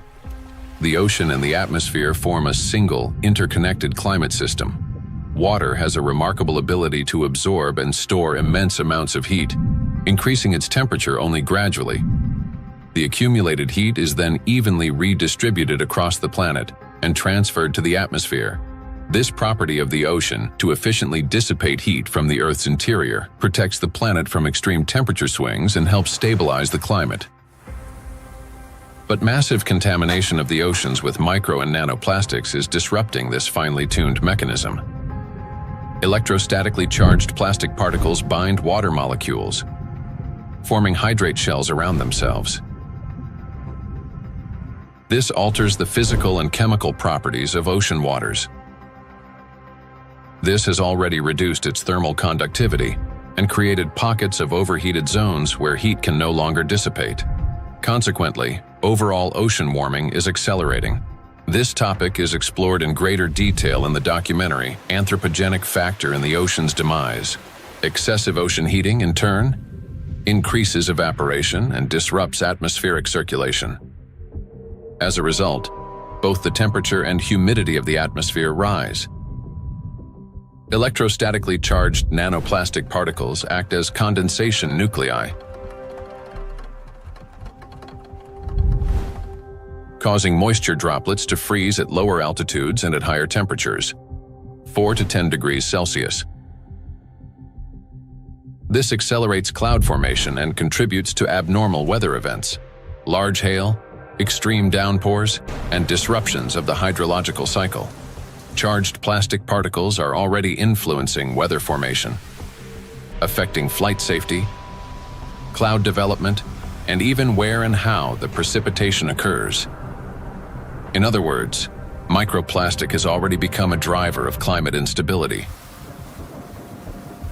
We know what particles doing in the air, they produce clouds. If we have a particle in the air, the water vapor sits on these particles and forming clouds. So therefore, we want to understand how much nanoparticles influence the formation of clouds. And therefore, of course, in the alpine region, it can trigger the cloud formation and so also thunderstorm or extreme weather events. When you have a big storm event, many micro and nanoplastics get released from the environment when they have been trapped in the soil, in the riverbeds, on their surfaces and things like that, and get mobilized in the air. So you then after storm you have even more pollution. This process sustains itself, creating a feedback loop. Ocean warming increases water evaporation. Even more nanoplastic rises into the air with the vapor, and even more energy accumulates in the atmosphere, further heating the ocean. According to data, every degree of warming increases air humidity by 7% and lightning frequency by at least 12%. Thus, more heat, more moisture, more plastic in the air, more lightning, and the cycle continues endlessly. Observed trends indicate that this energy buildup is accelerating exponentially. And with each passing year, climate anomalies are becoming more distinct and more destructive. We are seeing the hottest summer in Europe after having a record-breaking summer last year. Similarly, here in the northeast of US, we are seeing record-breaking temperature. Every year for last 2-3 years, we are saying, oh, this is the hottest day. And then the next year comes and there is a new hottest day. The nighttime temperature in Southeast Asia is not dipping at all in many places and kind of trapping the heat. So our body is not getting even that relief at nighttime. There is increase in air pollution. There is increase in all sorts of chemical pollution. And so if you think about this holistically, it's a huge impact on the planetary health. And I think this is a time, this is a reminder that we are part of the planetary system. We belong to it. We are not separate from it. And until we think holistically, I think, we'll define one issue, we'll define one threshold, we'll continue to go after that, maybe even solve it scientifically. But until we think holistically and act holistically as a community, as a society, I think we are in trouble. We have reached a critical point where it's no longer possible to solve the climate crisis without simultaneously addressing the plastic pollution, and vice versa. The two are interconnected, each reinforcing the other. And as we continue to study this issue, the picture becomes even more alarming because we're now beginning to understand what is truly happening. I am. Both for myself and my family, but also for the future generations. There was a time where I thought that, the climate change is real, of course, but this is for future generations to be affected by, and I was still equally concerned. But in no time, and I would say in less than 5 to 10 years, we started from that mindset and time frame. Within 5 to 10 years, we started feeling it, getting impacted by it in our day-to-day life. And so it's more concerning than ever before. And the timeline, which was predicted previously, has shortened exponentially. The impact we are seeing on a global climate, from ambient air to the thinning of the Arctic ice, and it's not linear model, right? I mean, the physics is gonna play out. The thinner the ice, it's gonna take much less amount of time to melt it, even the same volume, in a much shorter period of time. So I think these timelines are really concerning, and I am afraid, yes. Indeed, many signs indicate that our planet's energy balance has been disrupted, and natural processes are intensifying exponentially. Consequently, we may have less and less time to respond, and nanoplastics are playing a key role in this acceleration. In the past, excess heat from the Earth's interior was removed gradually, step by step, yet effectively. It was first partially absorbed by the oceans, and then transferred into the atmosphere, and then finally released into the space. This sequential process prevented excess energy from accumulating within the Earth's interior or the atmosphere, allowing the planet to cool and reduce the thermal load on the inner layers. But today, this natural mechanism has been disrupted.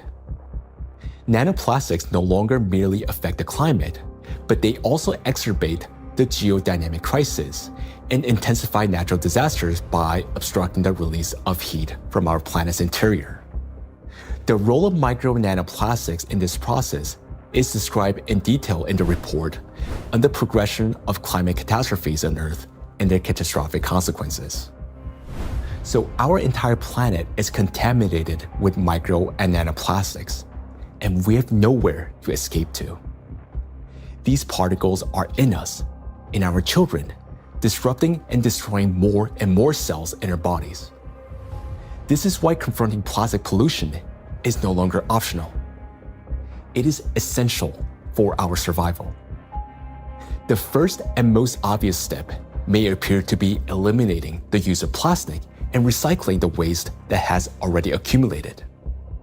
But we must ask ourselves, will that truly be enough? The illusion of addressing plastic pollution.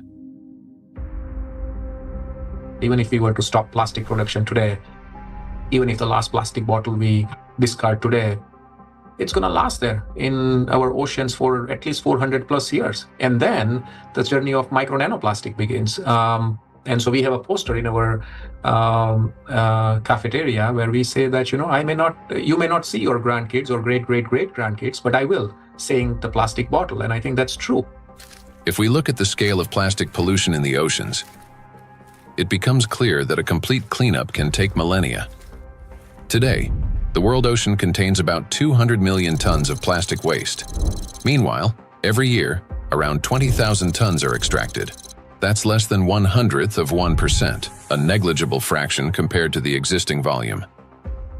At this rate, fully cleaning the ocean would take about 10,000 years. And that's only if we stopped all plastic entering the ocean starting today. Plastics are entering the environment currently at a rate that far exceeds our capacity to remove it from the environment or to mediate the wastes. Let's assume humanity achieves a technological breakthrough, invests enormous resources, and increases cleanup efficiency 5-fold. Even then, the process would still take around 2,000 years. In reality, we cannot cope even with the current annual influx of pollution, let alone eliminate the consequences of what has been accumulating for decades. Not only are we unable to remove all the plastic that has built up in the biosphere, but attempting to do so could also endanger living organisms. There are some organization initiatives, they are trying to collect the waste, accumulate that garbage patches, that locations. They're also collecting non-stone, the organisms living just the 15 centimeter of the first layer of top ocean. So those organisms, using that, those artificial material as a, hunting ground, nesting ground, feeding ground, or, they are laying egg on those plastics. So when you remove all these plastics, you also remove all those organisms. So because removal itself also another problem. So once plastics get in the environment, there is no proper and harmless way of removing these plastics from those environments. Moreover, a significant portion of plastics has already broken down into micro and nanoparticles that now lie on the seabed, drift through the water column, have entered the bodies of marine organisms, and become part of the global cycle of matter. These particles cannot be captured with nets or collected manually. This means that simple mechanical removal of plastics from the environment, even under the most optimistic scenario, will not solve the problem. We are no longer dealing with debris that can simply be picked up, but with nanoparticles carrying an electrostatic charge. This nanomaterial has already become embedded in every living thing on the planet. And even if we succeeded in removing every plastic bottle and every wrapper from the ocean, one question would still remain. What happens next? We still do not have a safe method for disposing of the mountains of plastic waste we would collect. There's mismanaged waste on land all around the planet in informal dump sites. Some waste has been incinerated, some of it commercially in incinerators that may or may not have appropriate screens and filters to collect associated chemicals that might be released. But of course, a lot is burnt in open burning scenarios in countries that are not wealthy enough to own the appropriate waste management facilities to deal with the plastic waste that is exported to them by other nations. And then some of it, of course, will have gone into so-called recognized waste management systems, but which might include burying it beneath the ground in landfill, where, of course, it could return to present problems in the future, or indeed incinerating it in commercial incinerators. But depending on the quality of incinerator, of course, there's concerns about the emissions from those incinerators. Burning plastics, whether in backyard fires or industrial incinerators, does not solve the problem. It merely transforms them into a more dangerous form. When heated or burned, large plastic items break down into micro and nanoplastics that disperse into the air, settle onto surfaces, and enter water and soil with precipitation. The apparent disappearance of plastic in flames is an illusion. Burning simply accelerates the fragmentation of plastic into the tiniest particles many times over, into the very micro and nanoplastics that pose the greatest danger to human health. And it is precisely these electrostatically charged particles that can penetrate deep into the body, including the brain and other cells, where they trigger a wide range of diseases. When you put plastic in a recycling facility, at first they will shred big plastic to generate flakes and small pieces of plastics, and then during that shredding, they also use for washing. They have to wash to remove some unwanted material on plastics. During that washing, material lose many. I mean, the huge percentage of the total mass. So those lost material will go to the wastewater stream. Recycling activities, practices, feeding microplastic pollution in the waterways. A simple and regular recycling facility can generate billions microplastics and then release into the either wastewater stream or waterway. And unfortunately, what I see with some of the things that are claimed to be a solution is that they're not necessarily properly tried or tested before they're put into the market, and there may then be potential for unintended consequences. Pyrolysis. At first glance, it looks like a technological miracle. We take plastic waste, heat it to 800 degrees Celsius without oxygen, and obtain fuel. Instead of piles of garbage, we get gas, liquid, and a small carbon residue. Sounds promising, doesn't it? But this technology has a flip side, an invisible and far more dangerous one. During high-temperature decomposition, plastic does not simply disappear. Pyrolysis is accompanied by emissions of dioxins and furans, some of the most toxic substances on the planet. They are carcinogenic, disrupt the endocrine system, and can accumulate in human tissues. They are hazardous even at low concentrations. Even if you manage to obtain 600 liters of liquid fuel from 1 ton of plastics, the price of such fuel is a threat to human health and life. By relying on such disposal methods, we're only accelerating the transformation of plastics into an invisible, yet far more dangerous form. Let me remind you that the amount of micro and nanoplastics present in the ocean alone is already more than enough to destroy our entire biospheres, including the humankind 3 times over. Meanwhile, microplastics continue to disintegrate, generating vast amounts of nanoplastics. Recall Dr. Kenner's example. A single microplastic particle can fragment into billions of nanoparticles. And with countless microplastics already present everywhere, constantly breaking down into even smaller fragments, this process is driving the destruction of humanity and of everything around us. Today, many people have started turning this crisis into a business, inventing all sorts of methods that supposedly remove microplastic from the body. And people are willing to pay large sums for these treatments. But the real question is, do they actually work? False hope. Today, in healthcare and even in some scientific circles, there's growing discussion about alleged methods to cleanse the human body of microplastics.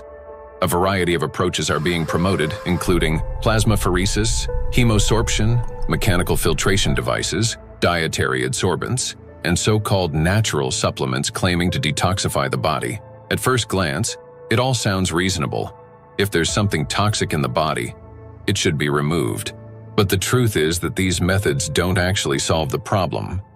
I don't think any scientifically proven techniques exist to filter out the micro nanoplastic from the blood. It gets deposited in the organs themselves, which is not really something you can filter out by sending the blood to some filtration machine. Nanoplastics have already penetrated inside human cells. They are not just circulating in the bloodstream like an unwelcome guest you can simply escort out. They have become part of the body's internal environment. Yes, we can cleanse the blood with sorbents or filter plasma. But how effective can such procedures truly be? We started this plastic production and the usage of these materials, which have a lot of, positive effects. That we in the hospital, I just, when I look around in my, daily work environment, I guess that 80% of everything I touch in the hospital is of plastic, starting with my gloves. And probably 80-90% of the machine itself is made of the plastic. And that's a very important point for healthcare. What's more, the very solutions used for blood purification procedures also contain plastics.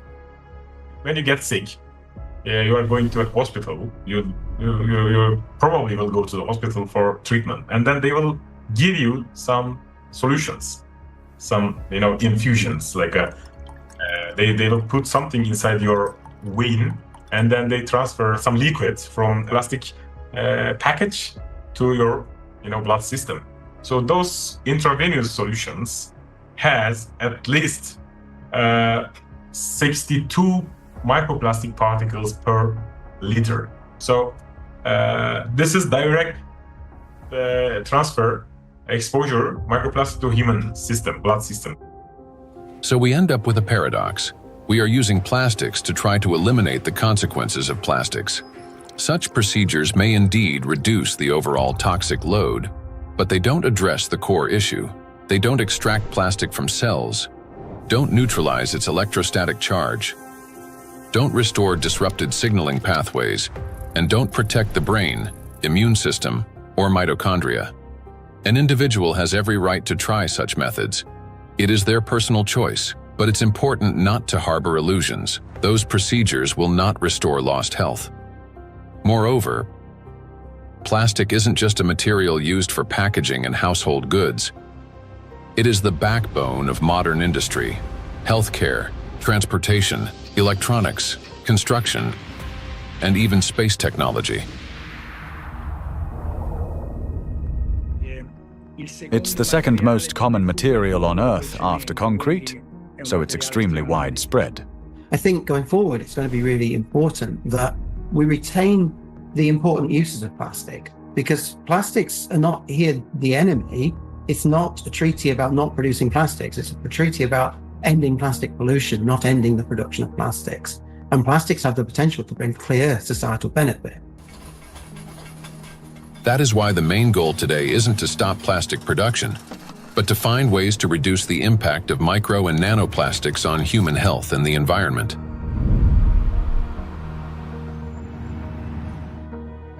Creating false hope is extremely dangerous. It arises from a misunderstanding of reality and from basic ignorance. We must remember that the most dangerous plastic particles are those small enough to penetrate our cells. And once micro and nanoplastics enter our cells, they cannot be filtered out or removed. They become part of the body and slowly destroy us from within. The most serious problem is that we have no control over how much of this material enters us. Nanoplastics can even penetrate the skin, for example, when we swim in the sea or lie in the sun. And what can we do about nanoplastics that, once inhaled, travel directly to the brain and begin destroying neurons? Nanoplastics are among the most dangerous substances for the biosphere and for all life, including humanity. Yet, abandoning plastics altogether will be senseless because doing so would cause enormous global losses. Synthetic polymers, including plastics, form the backbone of countless modern industries, from medicine and nanotechnology to flexible electronics, neuromorphic hardware for AI, aerospace structures, automotive manufacturing and construction. Their versatility, ease of shaping and processing, compatibility with other nanomaterials, and scalability have made them the foundation of our modern progress. The solution, therefore, is not to eliminate plastics, but to ensure that they no longer threaten life. And the real path forward begins with understanding precisely what makes nanoplastics so dangerous.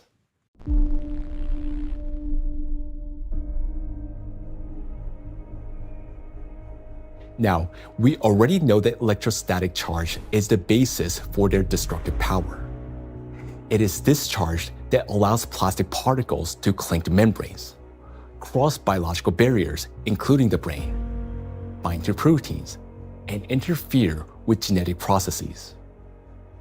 The charge transforms plastic from something inert into a tiny, yet powerful destructive force within the biosphere and humankind.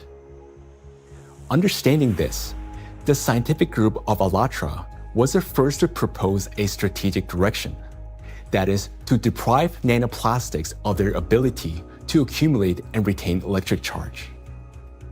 Note that countless nanoparticles exist around us, yet most do not penetrate or destroy our cells.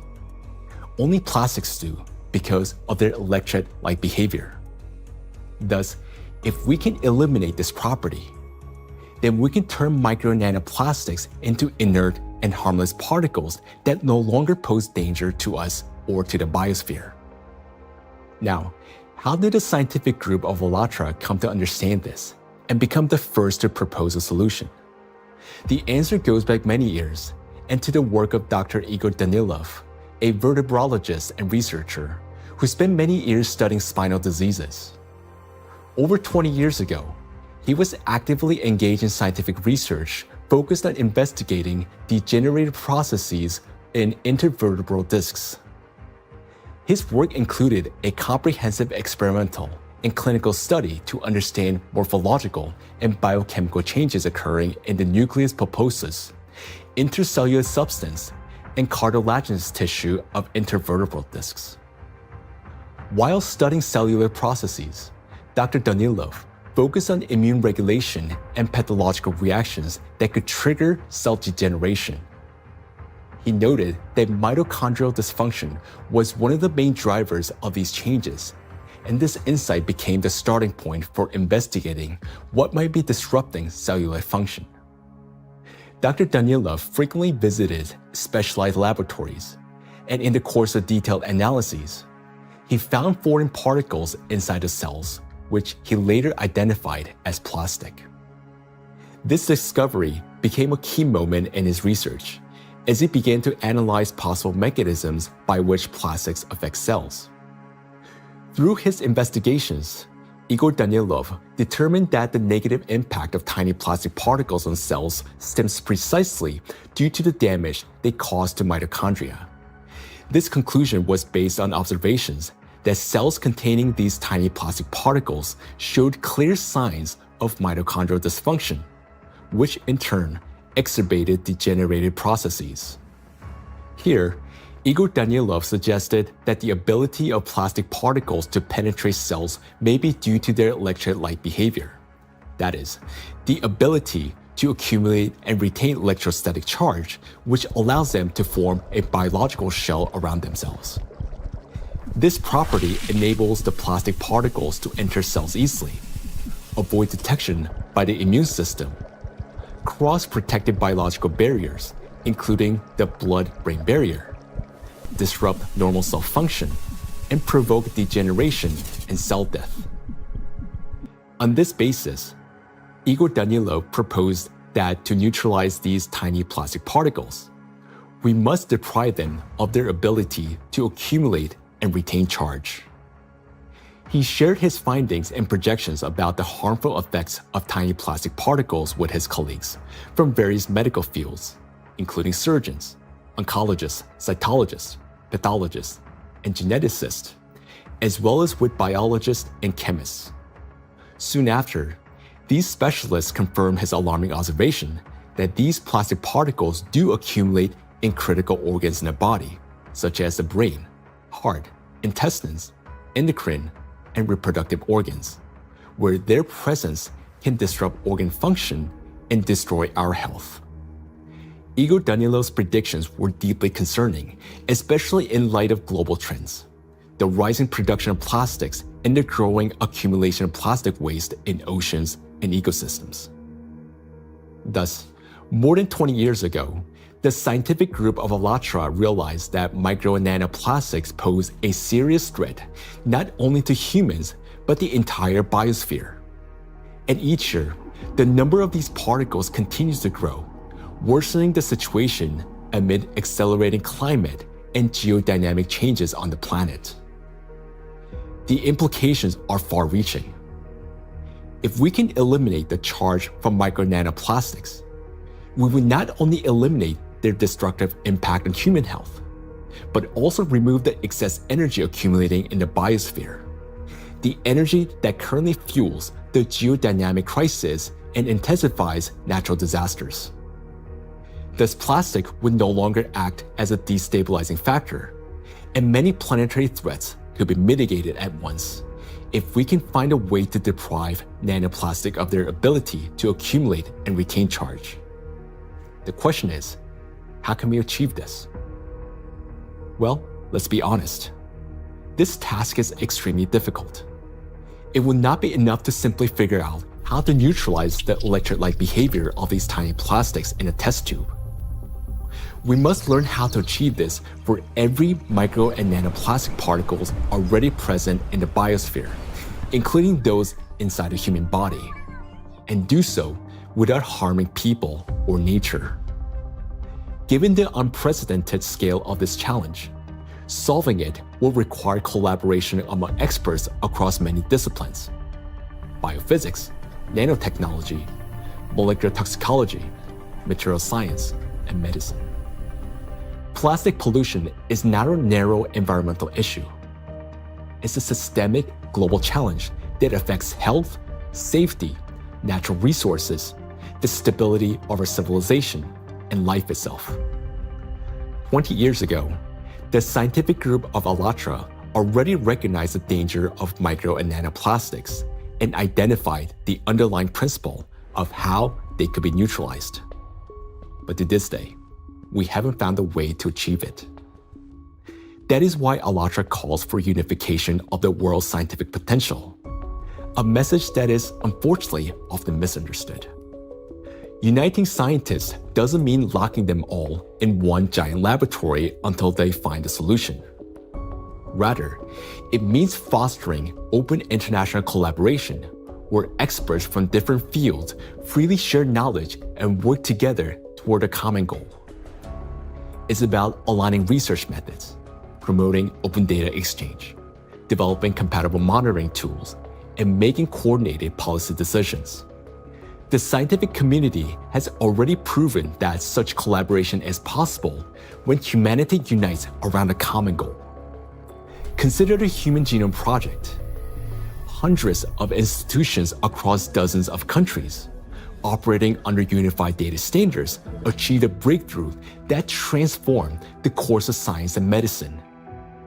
In the same way, addressing the plastic crisis will require global cooperation, a collective effort to protect both ourselves and our planet. The ALLATRA International Public Movement actively supports the initiative of Pope Francis, Laudato Si, which seeks to raise the awareness of the importance of protecting our common home, the planet Earth. It is very important to emphasize that Laudato Si is far more than just a call to care for nature. It is a practical and scientifically grounded guide, a roadmap for transforming our world and creating a better world for future generations. The encyclical provides a clear direction toward a sustainable future, uniting ecology, climate justice, and humanity's shared responsibility for protecting our common home. The ALLATRA movement, fully embracing these principles, views Laudato Si as a powerful catalyst for global cooperation in addressing environmental and social challenges, and preserving the delicate balance of our planet. Cardinal Peter Turkson, the Chancellor of the Pontifical Academy of Sciences, is widely recognized for his dedicated work in ecology and social justice. Thanks to his educational efforts and tireless advocacy, the encyclical is widely disseminated worldwide as a practical guide for safeguarding our planet. It is a great honor for us to introduce Cardinal Peter Turkson, who will speak about the efforts being made to promote the encyclical Laudato Si and to put its principles into practice. So, question is, how can we get Laudato Si to be widely read? Of course, it's a book that is there. I have presented it at the United Nations. I presented it at UNESCO in Paris. I presented it at Davos World Economic Forum. So I've talked about Laudato Si in several environments. I've also had a chance to present it even in university groups. Ohio State was the first group that wanted to hear about Laudato Si.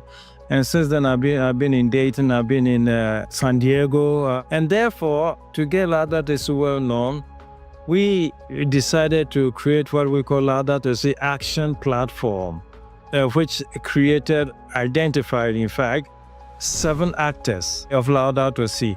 So churches means churches, mosques, synagogue, all places of worship, places of studies, basic university type of studies, educational centers, offices and factories. So we identified these 7 groups and say, okay, follow a team for 7 years and see what you get.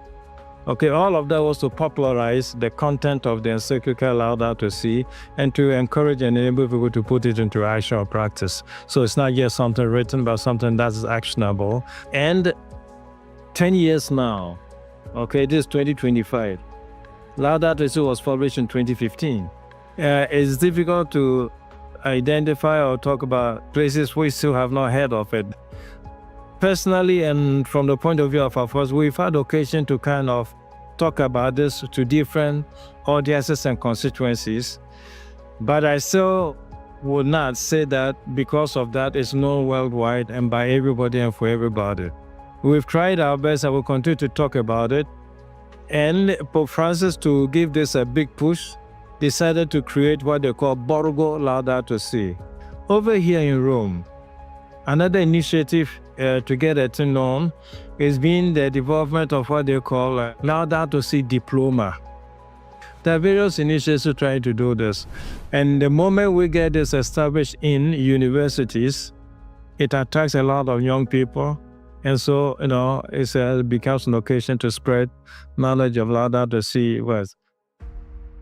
For its scientific and social contribution to the protection of our planet, ALLATRA received the blessing of His Holiness, Pope Francis. This spiritual encouragement to continue working toward the preservation of our planet greatly inspired the participants of ALLATRA and motivated them to pursue a deeper research into the problem of nanoplastics, a growing threat to all humanity and its future. This effort resulted in the publication of the scientific report, Nanoplastic in the Biosphere, from Molecular Impact to Planetary Crisis. And this was presented for the first time in May 2025 at the International Conference of the Centesimus Annus Pro Pontifex Foundation in the Vatican by the President of ALLATRA, Marina Ovtsinova. This documentary is based in part on that scientific report. Such fundamental study into the threat of nanoplastics became possible through the international cooperation between the scientific group of ALLATRA and the Bolivian Catholic University, San Pablo. We are a research team from the Bolivian Catholic University, San Pablo in Cochabamba. Our work seeks to understand how micro and nanoplastics circulate through our environmental matrices, how they interact with other pollutants, and what implications this has for human health and the biosphere. As part of the academic cooperation between the Bolivian Catholic University, San Pablo, and ALLATRA, we jointly prepared the report, Nanoplastics in the Biosphere, From Molecular Impact to Planetary Crisis. For the first time, a single document brings together comprehensive data on how micro and nanoplastics spread through the biosphere, enter food chains, and harm human health and ecosystems. The report is the result of an extensive interdisciplinary analysis that encompasses ecological, climatic, medical, physical, and chemical aspects of the harmful impact that micro and nanoplastics exert on the biosphere and human health. The global threats facing humanity require united international action. And today, we have a clear direction.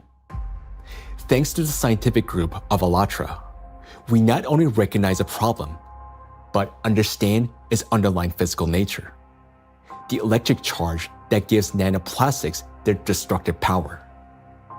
By addressing this cause, that is, by removing that charge and disarming the killer, we can give the biosphere and ourselves a chance to prevail.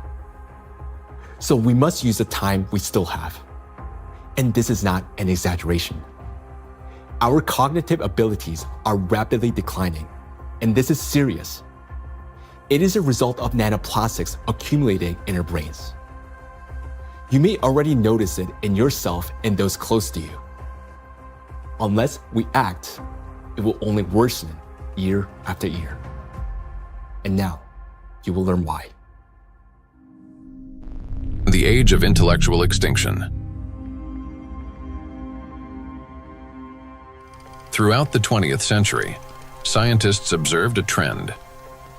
Since 1932, IQ scores had been steadily rising. This phenomenon became known as the Flynn effect. However, among generations born after the 1970s, the rise in IQ has reversed to a gradual decline. Mandatory IQ tests for military personnel in various countries show a decline in scores since the mid-1990s. According to another study conducted between 2006 and 2018 at Northwestern University, Americans showed a decline in IQ across 3 out of 4 cognitive areas.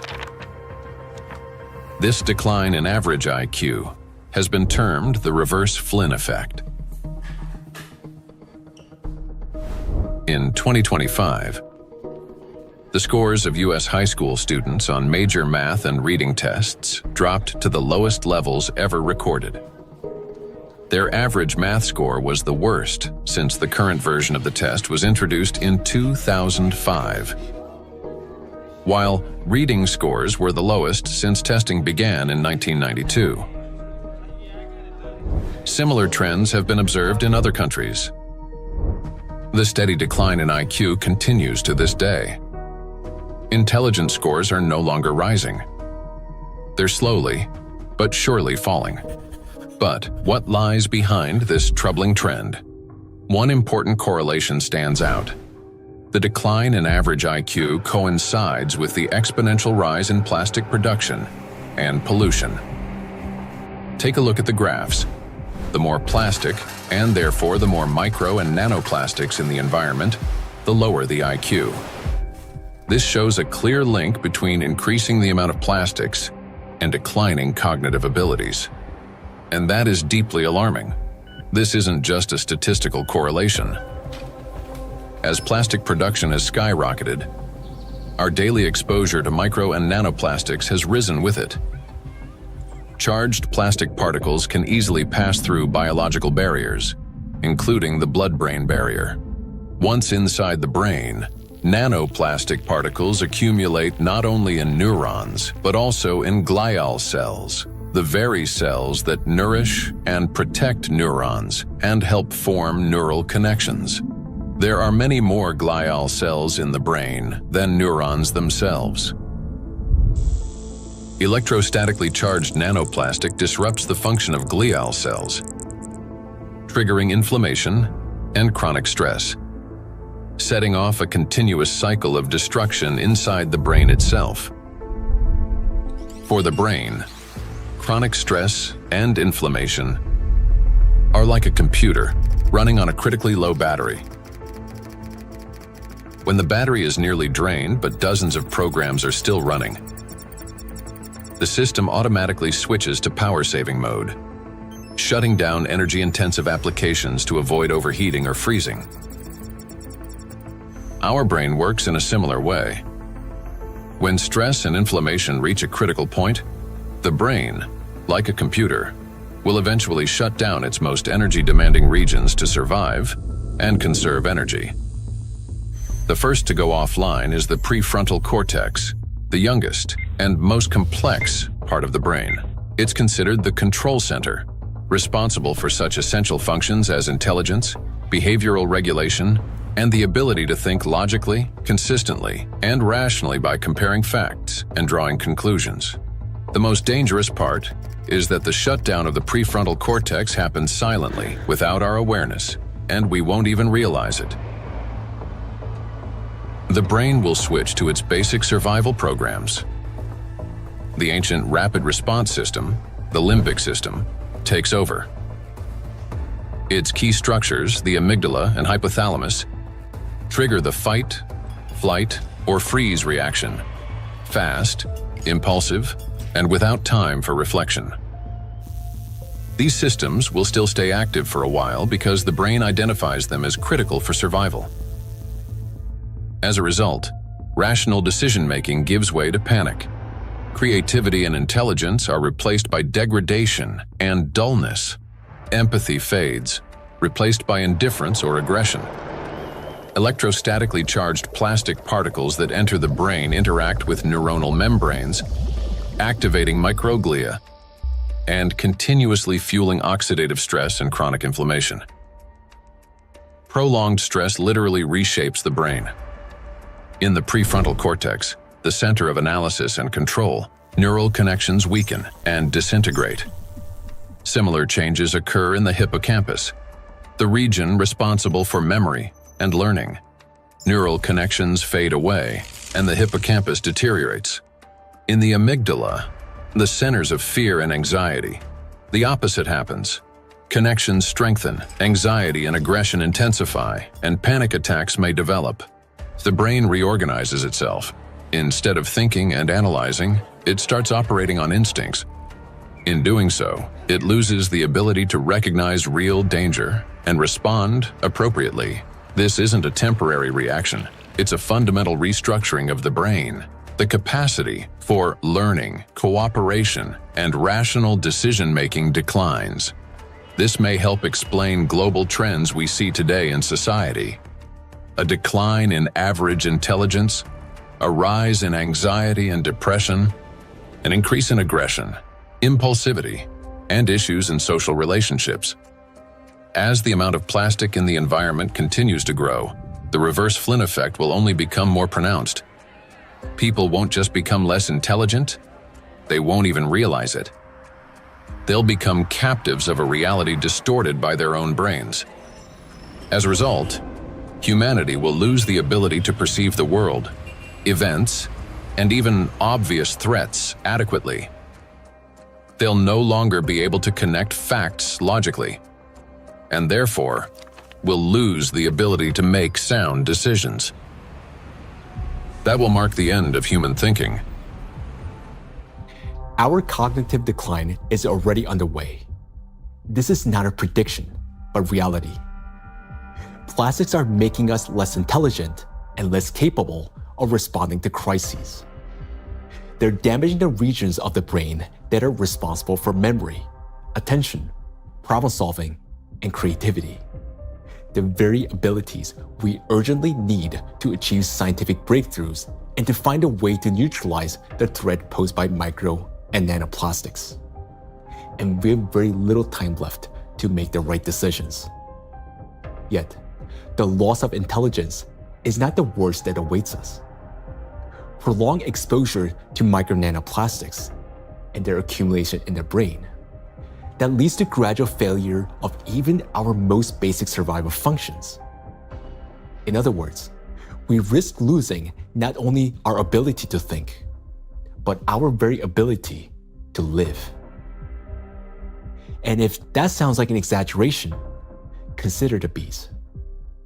Because their body mass is much smaller, the concentration of plastics in their brains is much higher. They already live in the world that we are now rapidly entering.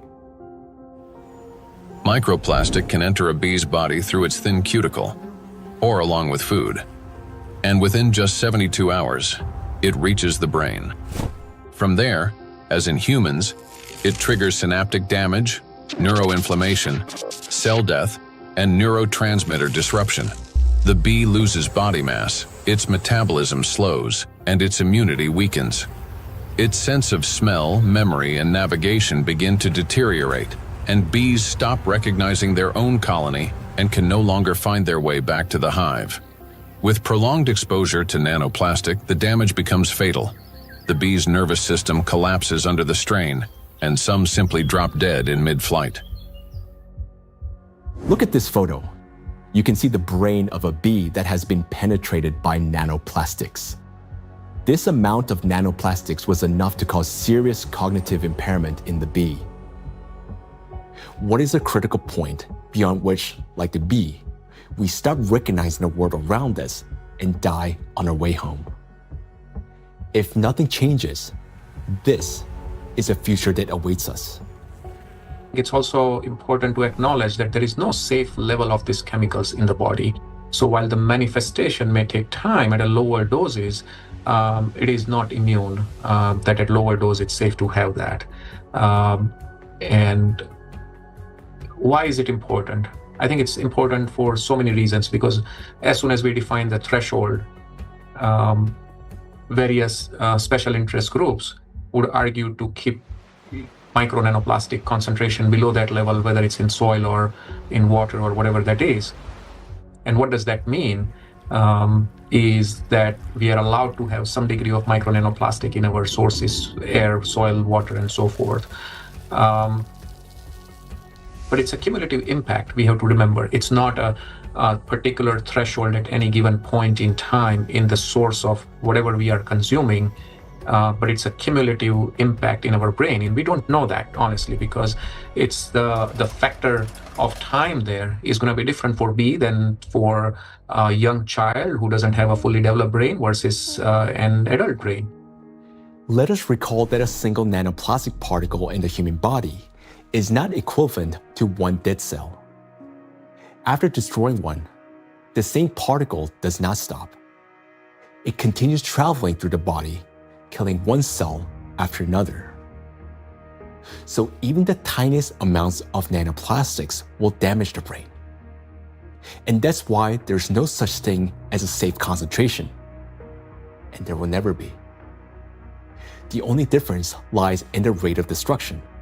That is, the more nanoplastics there are, the faster the process. These plastic particles destroy the biosphere and the cells within our bodies. They damage organelles and biomolecules, including mitochondria and DNA, leading to reduced energy production, genetic mutation, the breakdown of neural connections, and the disruption of brain signals that regulate our organs and vital functions. All of this happens imperceptibly as we go about our daily lives. Yet, inside the brain, a silent systemic destruction is already underway. The question is, will we as humanity recognize the full scale of this threat in time and find a way to strip micro and nanoplastics of their ability to accumulate and retain electric charge? A threat that must not be ignored.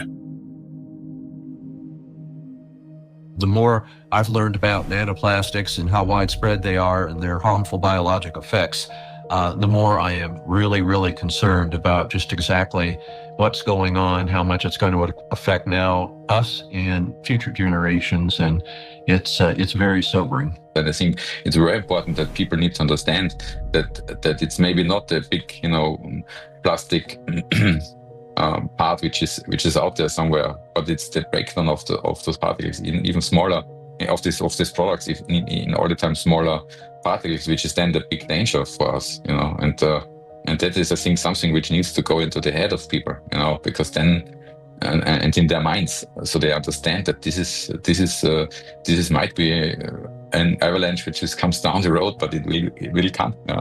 Or might come, if we don't do anything about it. So that's my point here. So we can't just leave it like that, The most frightening aspect is that nanoplastics interfere with the most fundamental processes of life.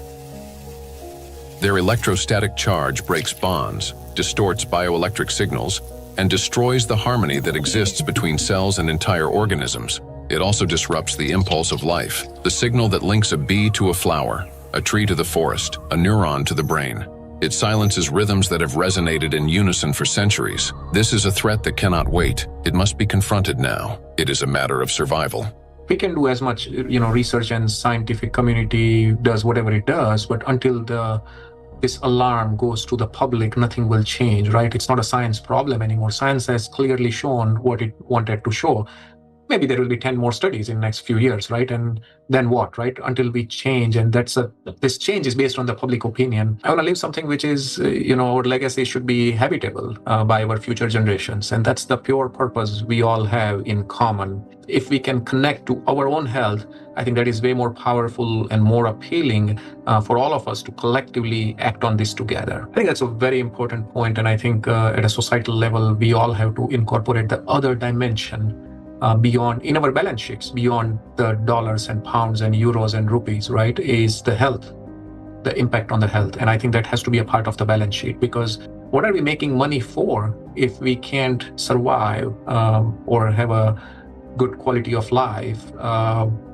Then everything else is worthless for us and for the future generations. I think maybe a reason why I do that, to just show by example that we need to do that. It's my big, hope that I can contribute to a solution, and also to people thinking about it, talking about it, and acting accordingly to make this world a better place, and not just always a worse place for the future, especially for the next generations and for my son and for families, and of course all over the world to take care. And I'm trying to contribute the awareness of people, to explain, to show them the risks, and to make them understand the problem, the real extent of problem, to put them into action. So I just want to say one last word, that we only have one planet, and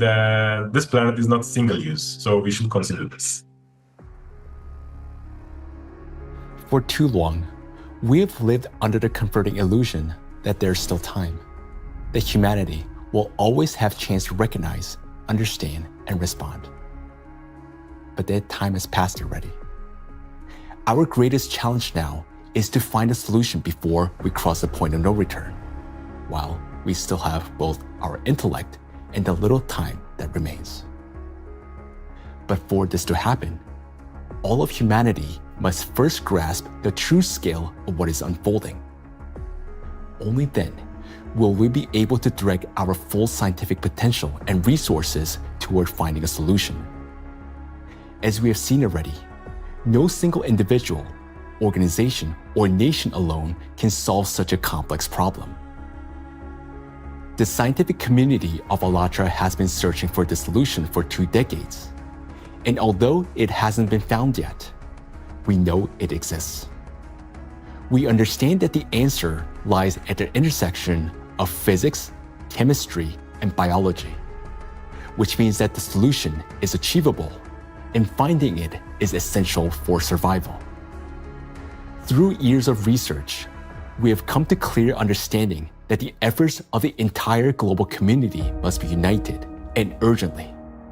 The challenge before us is enormous: to find a way to strip micro nanoplastics of their ability to accumulate and retain electric charge across the entire biosphere, not just in a test tube or single organism. And to do so without harming humanity, the planet, or disrupting the Earth's magnetic field. Today, micro nanoplastics are present in every human being, including newborns taking their very first breath. In fact, unborn children developing in the womb are already exposed to these tiny particles, and even human eggs and semen are now contaminated and impacted by nanoplastics. For the first time in history, we face an enemy that threatens all life on the planet. And unless we change the course, this crisis will only deepen. Nanoplastics have indeed become the only true enemy of all humankind and each of us. I want to say that now is not the time for geopolitical rivalries or economic wars. It is not the time to build new empires. When one realizes that they're dying, it makes no sense to start building a new house, especially when no one will be left to live in it. And above all, we no longer have a time for military conflicts. There's no sense in killing one another when we're already being killed by a common invisible enemy, although some don't even realize it yet. We cannot remain indifferent to this threat because our future depends on whether we're capable of setting aside our divisions and uniting against this killer, nanoplastics, which threatens all life on our planet. The question is, are we capable of truly understanding all this? Or has nanoplastic already damaged our minds to the point where we don't even recognize the mortal danger hanging over humanity? If we can still see the reality for what it is, then we're obligated to act, to find a solution while we still can. We cannot shift this responsibility to the next generation, because if we fail to find a solution now, there will not be any true generation. And knowing this, giving up would mean betraying ourselves, our families, our children, and all of humanity, condemning all life on this planet to slow and inevitable death. Each of us, if still capable of understanding this threat, can contribute something meaningful to this effort. Only by acting together can we solve this monumental challenge and preserve the most precious thing that we have, life itself. Life is worth fighting for.